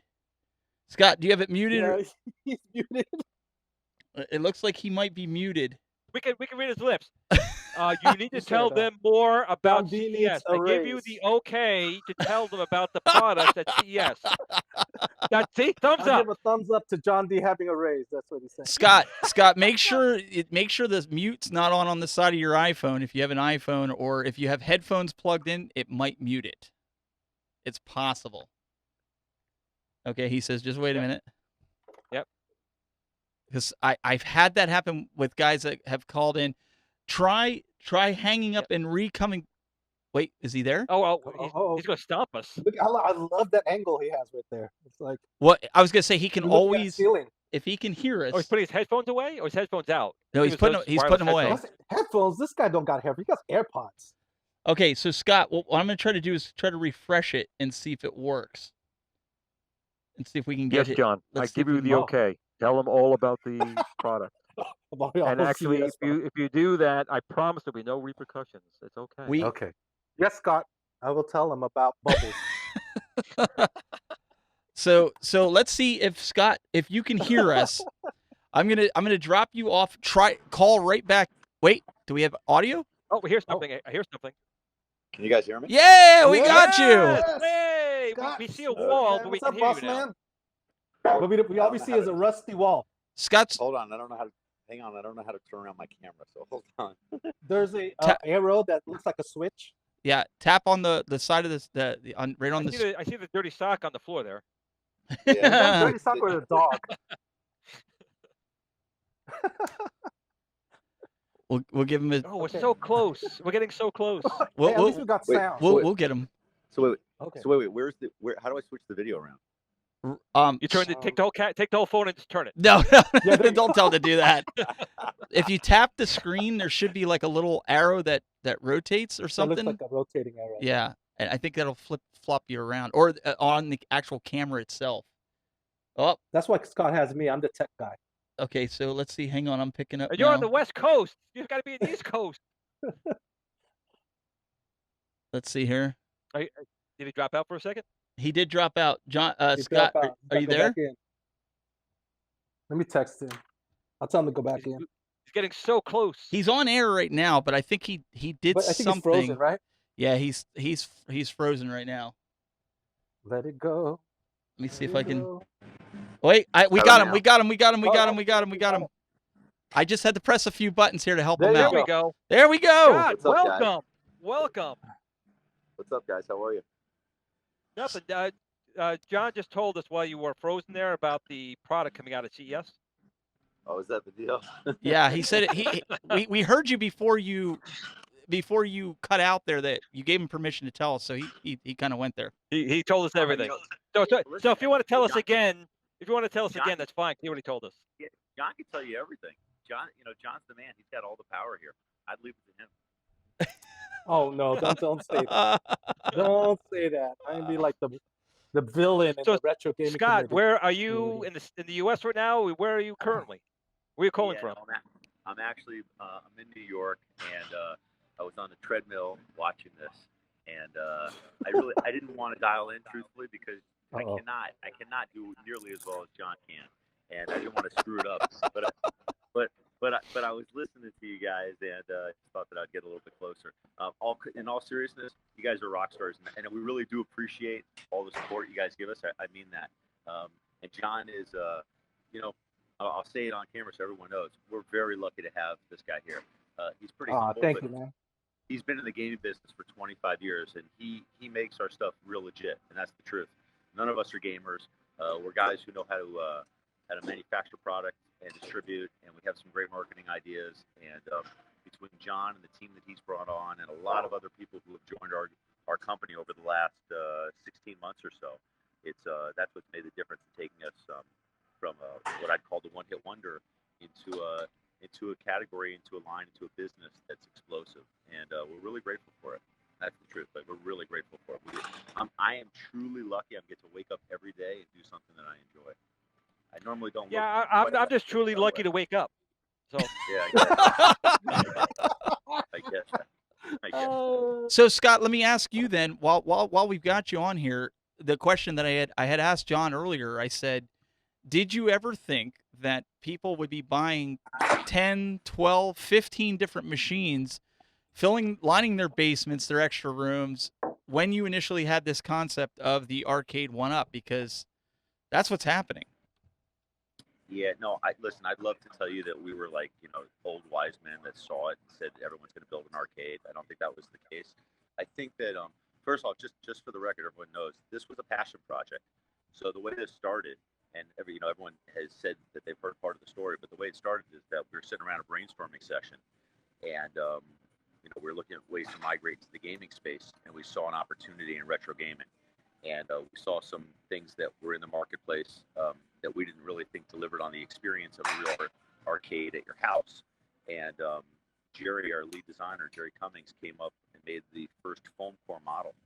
And I walked into his office and saw a 3/4 scale machine, and it just blew me away. I mean, completely blew me away. And at that point, we looked at our development team and said, we could ever make this thing, for like a sub $500 retail.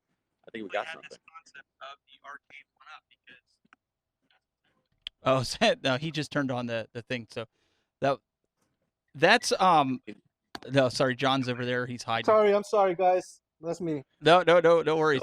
So you still hear me, Steve? Yep, we can still hear you. So go ahead, continue. So just to finish off on that, and so that was, we were like, this is phenomenal, and we started down the journey a little bit, and it was funny because literally as weeks were starting to take on, more people were seeing this, and it started to become realer and realer, and then all of a sudden we started to see our first model come out. We found our factory that could produce it over a short horizon of 6 months.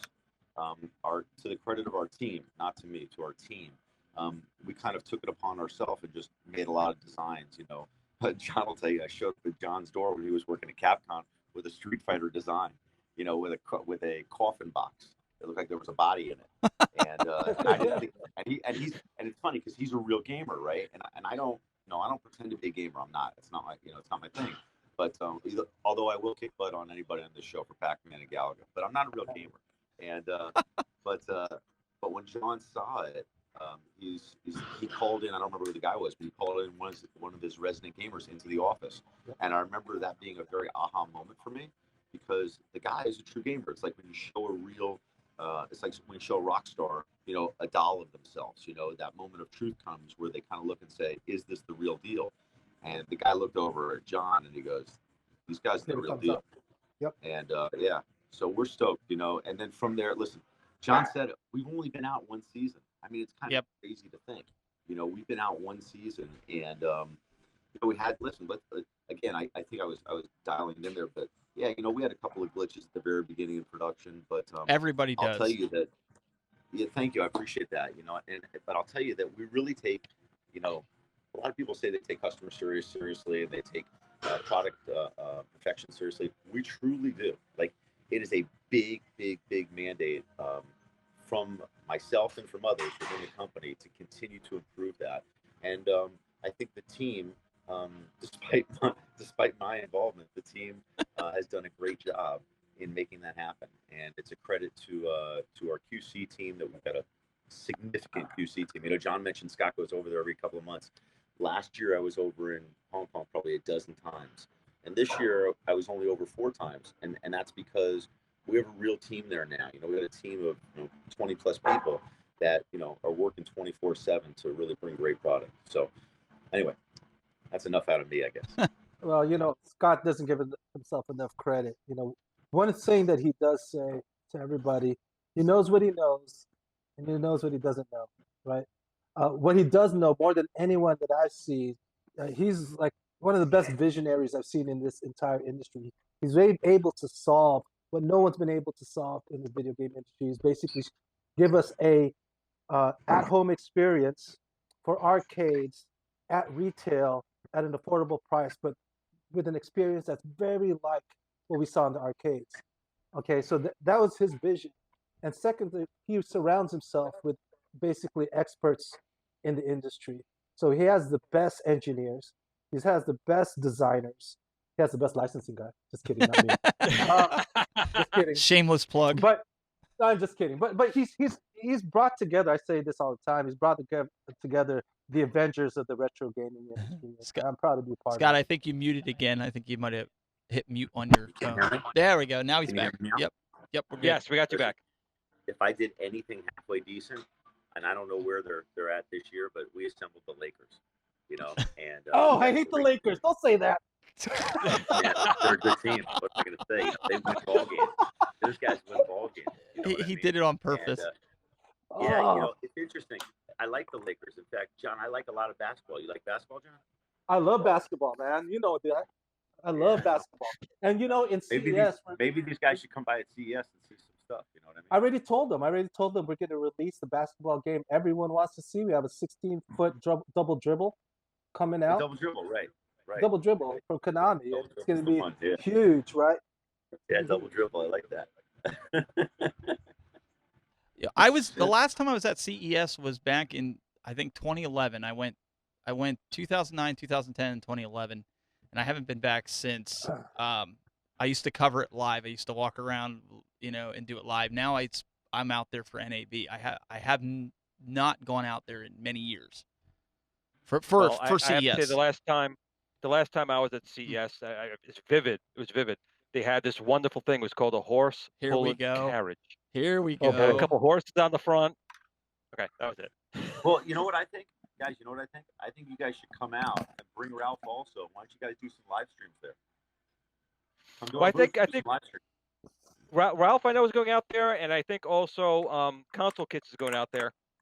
For me, I'm not sure if I'm going to be able to do it just because of the family situation, but that thing I would not love to go out there. Yeah. But anything you could do in New York, you know, I'm there. You know, I have no problem.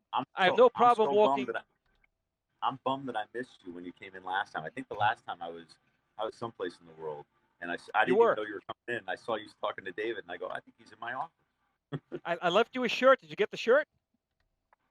You want me to lie and say yes? Oh, David! Did David steal your shirt? David promised me you would give me the shirt. No. Wow. No okay, shirt. now you know. No David, I know you're in here somewhere. I left him a shirt. He's lurking. I did. He didn't get a shirt. But with that being said, I said anytime you have some free time, let me know. I could be there in 45 minutes flat. We love you. We have a welcome door to us anytime. Seriously. Excellent. And well, Stephen, that was a wrong thing to say. I'd be like a herpy. I'm going to be on there right on the outside of the door there. He said a herpy. Well, Scott, it's like we told John. One of the things we wanted to do here is provide a platform where we could do high quality video with companies like yourself that are in the arcade, the retro community, to come on, showcase your new products, talk about things, get down to some of the things that are in the community that you can address, and you don't have all the complaints going back and forth. People can come here and have a reliable source that you guys are coming on and saying, look, we heard you, NBA Jam's coming, and that's all there is to it, so leave us alone. You like what I did there? Did John say that? Did John announce I did not. I did not say that. That's a lie. He said it. 4-player. Yeah. Listen, I thought he said 6-player. John's a smart dude, you know? Actually, John said the Glen Retro Special, the 120 Atari games. I heard that. No, 118. Well, I'm sorry. It was only 18. 118. So I will tell you, right. When I was multiple listening, versions of one game. Right. So I'm going to give you this hint about something other than what you just said. Oh, no. Glenn said, no, don't worry, David. I know you're listening right now, David. Oh, relax. No. It's okay. So, John, don't worry. So David, Glenn, you said something. You said, why don't you make such and such, and you can use a such and such. And that's all I'm going to say to you. But when you come by CES, you're going to go, oh, that's what he was talking about. Did anyone get that reference? You can make a such. I don't think anyone's going to know that except for me, Scott, and David. So now what's going to happen? I didn't know that. So what's going to happen is everybody's going to go back and watch the beginning part of the show and then and try to figure out what this all means. And it's going to be all over. I know. So everybody take like that said, meme. There's one thing that I am is when someone tells me something, it's my integrity, and I will not discuss it. It is. And, I know this about Glenn. I will tell you, as a co-host with him doing this, he's tried.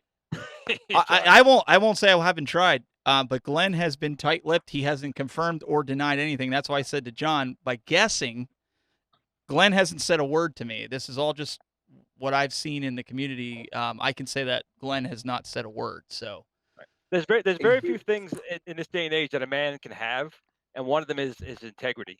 And 100%, man. That's it. And once you don't have that, then then you have no worth. So And that's I'll one tell thing you I pride this, myself on. you know, Scott is the epitome of integrity, and it goes all the way down. Scott has never been sued by any retailer or publisher. I'll just say Oh, that. Jesus, John. Ow. I'm just saying. I mean, the reason why I followed you is because I believe in you and I believe in your integrity, man. I'll say that 100%. Thank you. That hey, could be did you that could be a guys- meme. you guys- I can say that with 100%. Yeah. That's a meme right there. did 'cause I missed the first part. I apologize. Did John tell you? I about said the you were. teaser? I said you'd never be sued by a publisher or a retailer. That's what I said. Oh no, I heard that part. I heard that. Okay. I just want to say that.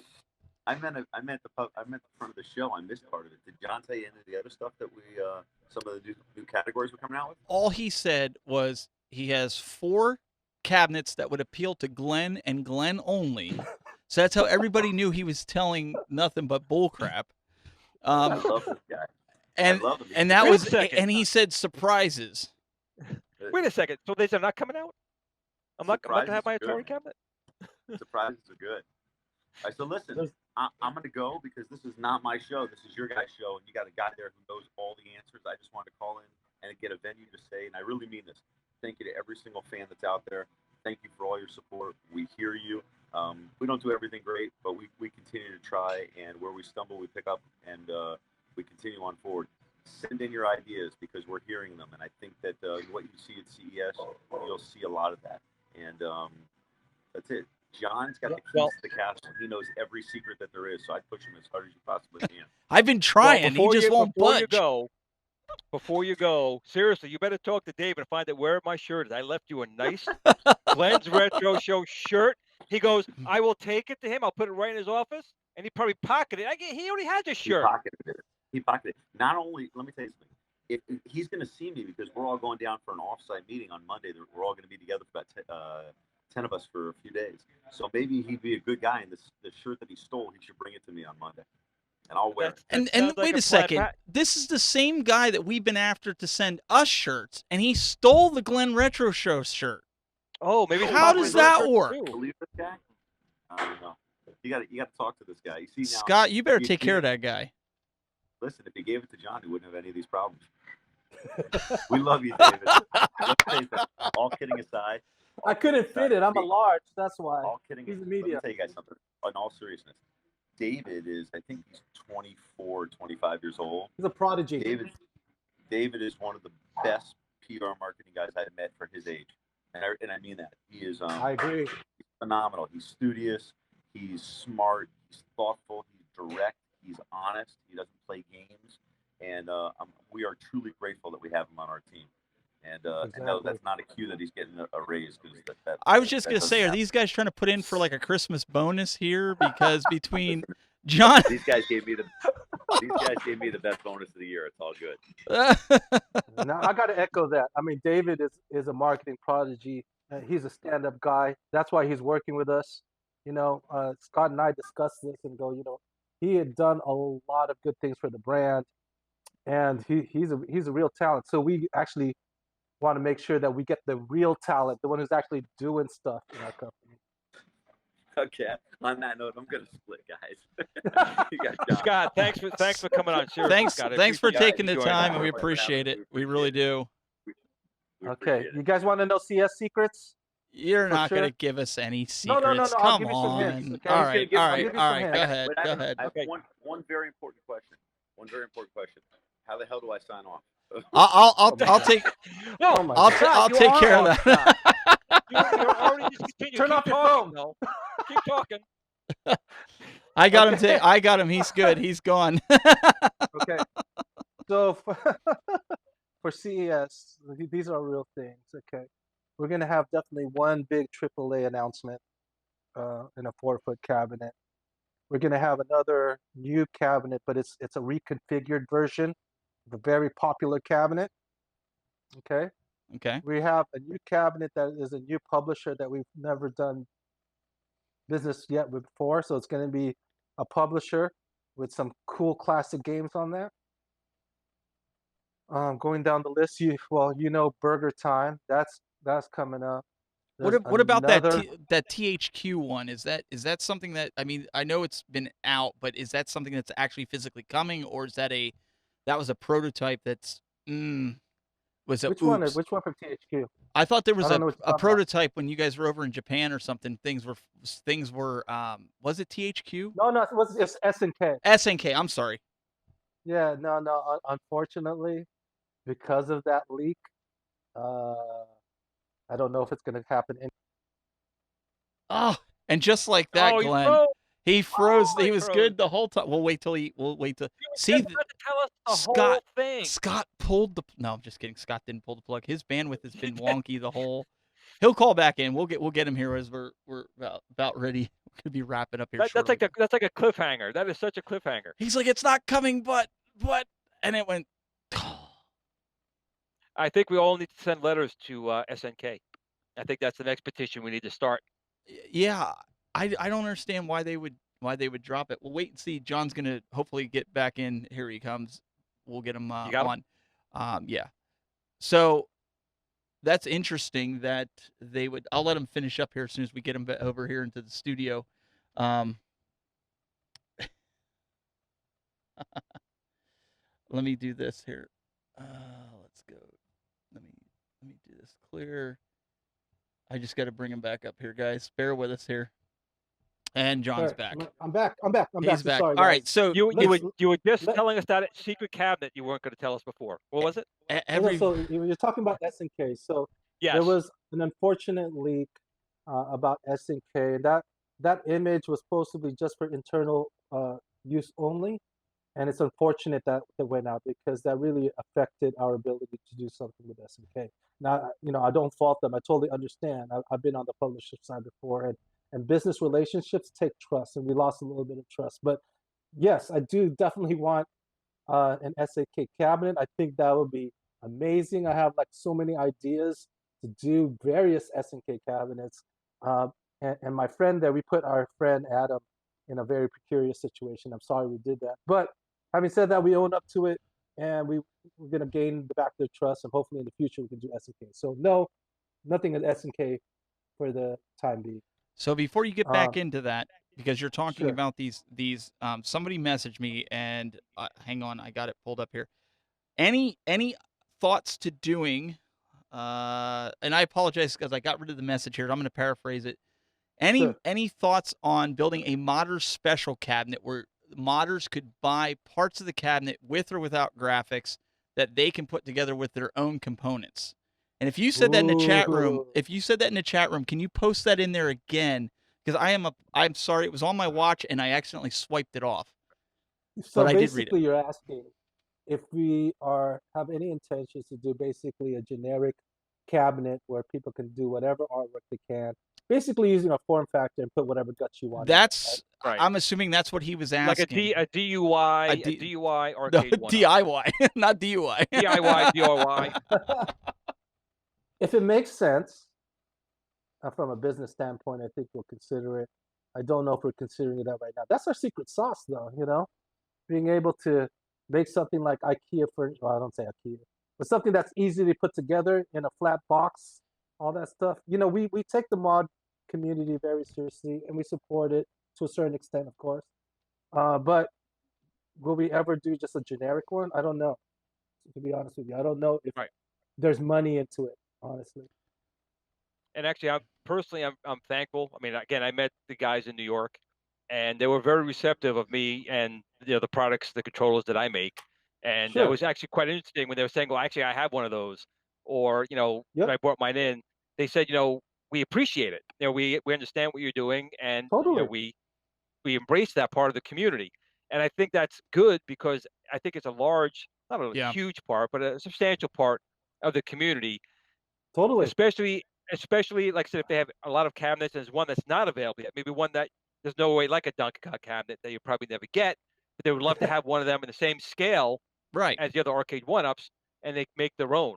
So that's part of the fun of the like, even when you buy a car, we're guys. Exactly. You buy a car, you mod it, you put new rims on it, you put dice on it, whatever you want to do. It's part of having it. It's the fun. No, definitely. Glenn actually bought 3 of your spinners, so I mean, I have that at home. I I'm have it honored. in the office. Yep. You know, and we also have the Arcade1up one, which is not as good, but definitely better than what they had beforehand. So, yeah, but Yeah, I actually got. I think that I do. So the best kind of products are stuff that you can continue to spend money on and modding it. I think those are the best ones, right? Right. You're like saying And it's like again, a car. for any wives watching the show with the husbands tonight, because we do have a very large audience, with these machines here, you know where your husband is. He's That's home right. playing games. Yep. That's right. He's not out at the bar meeting He's a not at a lady hotel. friend. He's not You know at what a I'm saying? hotel. He's not That's spending right. his money on some shady stuff. All right, guys, He's just home nerding out in the basement. Guys in the That's it. chat, hold your questions for right now. I want before he loses his connectivity again, he's going to leave us on a cliffhanger. John's got to give us the rest of the hints here. So we're on what, hint So the number rest of the 2. hints. What did I say? I said one AAA cabinet that One will also AAA be cabinet. featured, that will be featured in a 16-foot, you know, large configuration for demos. We have one cabinet is a Oh, he did it again. Oh no! He's not going to get this out. He's not. It's got to be Scott. Scott is calling this broadband company and shutting it down every time he tries to tell us that was fantastic. I was like, I knew it was coming too, because the way, I don't know if it's the California internet. It might be PG, and he's gonna. I'll wait till he comes on. He's gonna laugh at this. It's probably PG&E. It's probably shutting him down. I'm going to tell you once again, we are definitely on our 1 hour schedule. So yeah, well, you mean our 2 hour schedule? Exactly. So, you know what it is? David has a kill switch. I know it. It's either them or it's PG&E. So all right, Sorry, real quick before I get disconnected again. So I said we have a new cabinet with new publisher, one of the biggest publishers out there with the classic games. We have a few new categories within the retro gaming category that will basically use the current licenses that we have, and also different games with those licenses. We have a couple new electronic categories, and possibly something that's been talked about for a long time that I kind of alluded to in the beginning of the show may or may not appear. So that's as best as I can do.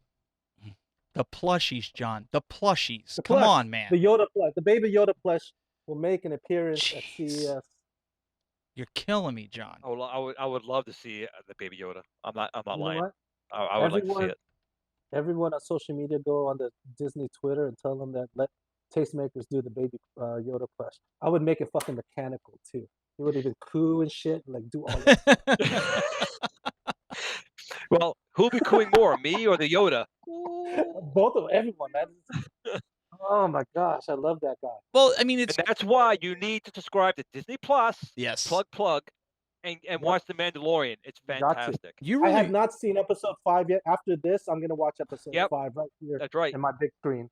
You're really trying to get Disney to be a sponsor of the show, aren't you, Glenn? You're really trying. You're trying your hardest.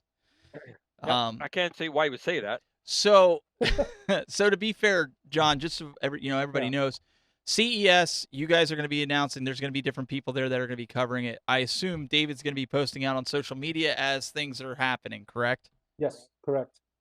Follow our Twitter and our Instagram and Facebook for updates regarding CES. And I'm telling you, we have a lot of things to show, and I'm very excited. I'm sorry I can't definitely tell you everything, but I think I've given you a lot of hints. No, but so Glenn, what do you think about after John gets back from CES, and maybe maybe Scott can also ring in, but I think we need to have them back as a follow-up to talk about whatever surprises that are going to be released, because I'm sure, even though I have no idea any of this stuff that's coming out, people are going to have questions. So what do you think about that, John? Hey, if you guys want me on again, hopefully I'm not too boring for everybody. I don't think you're boring. I think you're doing a great job, actually. It's been a really good episode. We've gone over 2 hours, and we're still... No, I'm serious. Well, let's... You can have the lowest amount of views in your entire series. Let's do this. Guys in the chat room, if there's still like 70-some on Facebook here. Guys in the chat room, if you want to see John come on after the announcement at CES, put a 1 in the chat room. If you think he's boring, put a 0 in there. Just a, 0. January 7th, 2020. So our show is usually Yes. on a Friday. So whatever that date would be that week, we'll have So Glenn coordinate. no. Let's do it the week after. So the Friday after that, because I need some rest. Hey, Okay, that's fine. unless Scott Right, and David so- want me on the same flight as them, I'll fly out with them. All right. Stick me in one of their luggage. You have a Glen plush. Just put me in the suitcase and ship me out, and I'll go out there with them. You know what? Let's schedule this now, right? So we're talking about Yeah, CES what- on the 7th. What's not that Friday? What's the following Friday? What is that? The 20 something? I don't have a calendar right in front of me. You're getting a lot Let's of see, ones. January. Yes, in January. Not January. not the So it's 14th. either the 10th or the Yes. 17th. The 17th, because the 10th, we're still flying back. So let's do the let's- 17th. We'll pencil Let's do you the in. 17th. Let's have that, and we'll have you guys come on and talk about the new cabinets, obviously, and any questions. Listen, guys, when you see the CES announcement, don't go to speculations after it's done and saying, well, why didn't they do this? Is it going to have this? Save those questions. We'll get John back on. Yep. He can answer them as he can finally, get it out. Let's Speak about it. Let's give Think it a about rest. bubbles. So, Glenn, I think that would be a good idea. What do you think?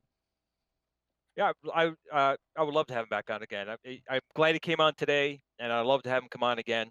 And hopefully, I'll meet him one time at either a show or at the New York City office. I'll be So, in New York. Let's do it. just to make this All right. easy, on me, what we're going to do is we're going to actually, says John dropped. John, if you can hear us, give it call back in.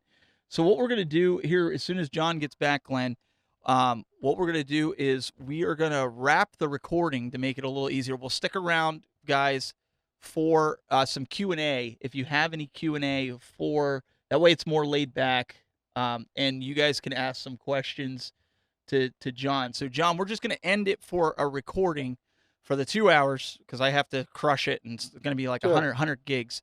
Sure. But we'll keep, so it'll go dark for you guys watching, but we'll bring the lights back on after I stop the recording, and you can ask John, or if you want to call in.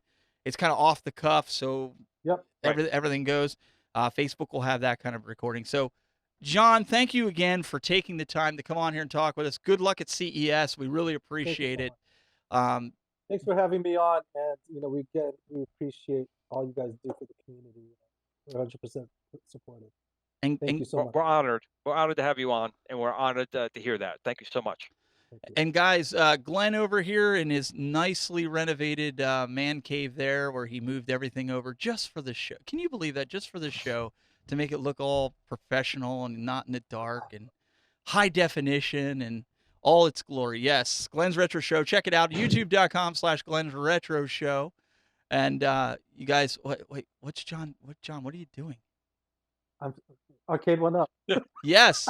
Go to Let me do it. Arcade1up.com. That's your job, No, man. no. Arcade1up.com, man. I was just checking the finger out. I said, which finger is he giving me? What are you doing? Arcade. Well, here, John. I'll even do you one better. Okay, just Okay. because you're being a good sport about this here, dropping and everything's. Here we go. You guys can go check There it you go. out. Check it out on the web. You got the Black Series coming, $50 off for Black Friday. The special Marvel cabinet that everybody's been jonesing about, and all the list of all kinds of cabinets here that you guys can see. Wave 1, Wave 2, and I believe Wave 3. Okay, let me add to that real quick. So at Walmart, we still got some special deals. We got Counter Case for $99. We got Teenage Mutant Ninja Turtles still at $349. You can still find in some select places Galaga and Final Fight for $150. You're also going to be able to see Star Wars if you can find it at Walmart for $399, and you can find it as well at GameStop. So those deals are still around. Get them while it lasts. Absolutely. And guys, make sure. Oh, real quick. After you just said something. The party cades are out too. Not if everyone knows that, but you Yes. get party cades as well. Oh, they're that, sold out. Oh, they're sold out. Well, I can Sold out. definitely tell you that Willie over at Arcade USA just did a review of it, and he really, really liked it. So kudos again for that, for coming out with that. 'Cause that put it on your wall, put it on your door, put it on your desk. It's very customizable. Yeah, I'm gonna have a few on my wall. That'd be great, right? To have it mounted just right there. There you go. I'm gonna do it. Arcade1up, guys. Check it out, arcade1up.com. And then also For Glenn, you're also on the official Facebook page for Arcade1up. You guys go search that out as Right. well as AtGames, and we're all just kind of pulling together here. We got to get you 10,000, Glenn. We got to get on that 10,000 so we can get that Legends Ultimate giveaway going. Right. Hopefully, if before they you get find to me 10,000, 1,600. they should give like 100 away. So what? Wait. Okay, so he opened up a box. Scott, I hope you're listening. So AtGames is going to give away one of the Legends Ultimate One. cabinets at One. 10,000. Just one. Okay. Now we're saying one. Now one, he's just saying one. one.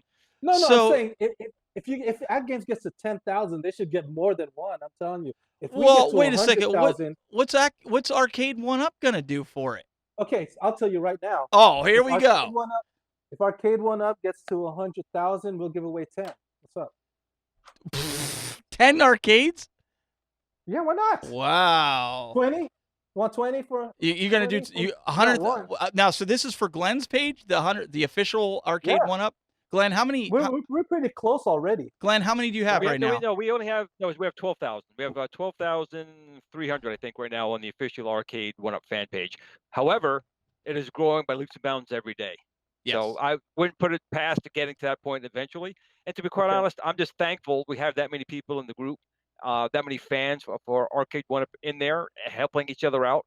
And again, having actual Arcade1up representatives in there. I mean, John's in there, Scott's in there, David's in there, and other people from the company are in there all the time. So I really am very thankful that they engage the population like that in the group. Hey, And that's just really nice you of them. said if we get to 20,000, we'll give away 10. How's that? All All right. right. So we've heard it. If that's official, If that's We'll official, put we're that going to up put it in on- there. We'll give all away right, so 10. we'll put it on the page. They're going to give away 10 Star Wars. I don't know, whatever ones they choose. But that's still very generous for the Yes. group, and we'll get that posted ASAP.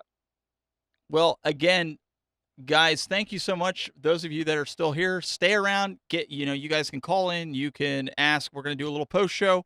But for the rest of us, go check it out. Arcade1up at CES. We're bringing constantly. Should we give them a hint of who's coming on next week? Should we drop that? You know what? We've never done it before, and it's the holidays. It's Wait, time of giving, is it not? Glenn, let's do that. Let's talk in code like he does. So the guest has what? 3 letters 3 letters and 2 numbers. and 2 numbers. That's who the Yep. guest is for next week. So you don't want to miss Yep. that. And then after that, the week after that, we have a special celebrity joining us. Yes, he's an actual celebrity. Very much so. He's Very been much. in. He's And it's not me. I'm already on the show. yeah. It's not Scott. He's already been on the show, and it's all those other guys. It's not Harold. Harold's been on the show too. It has to do with a certain 3-letter organization. A sport.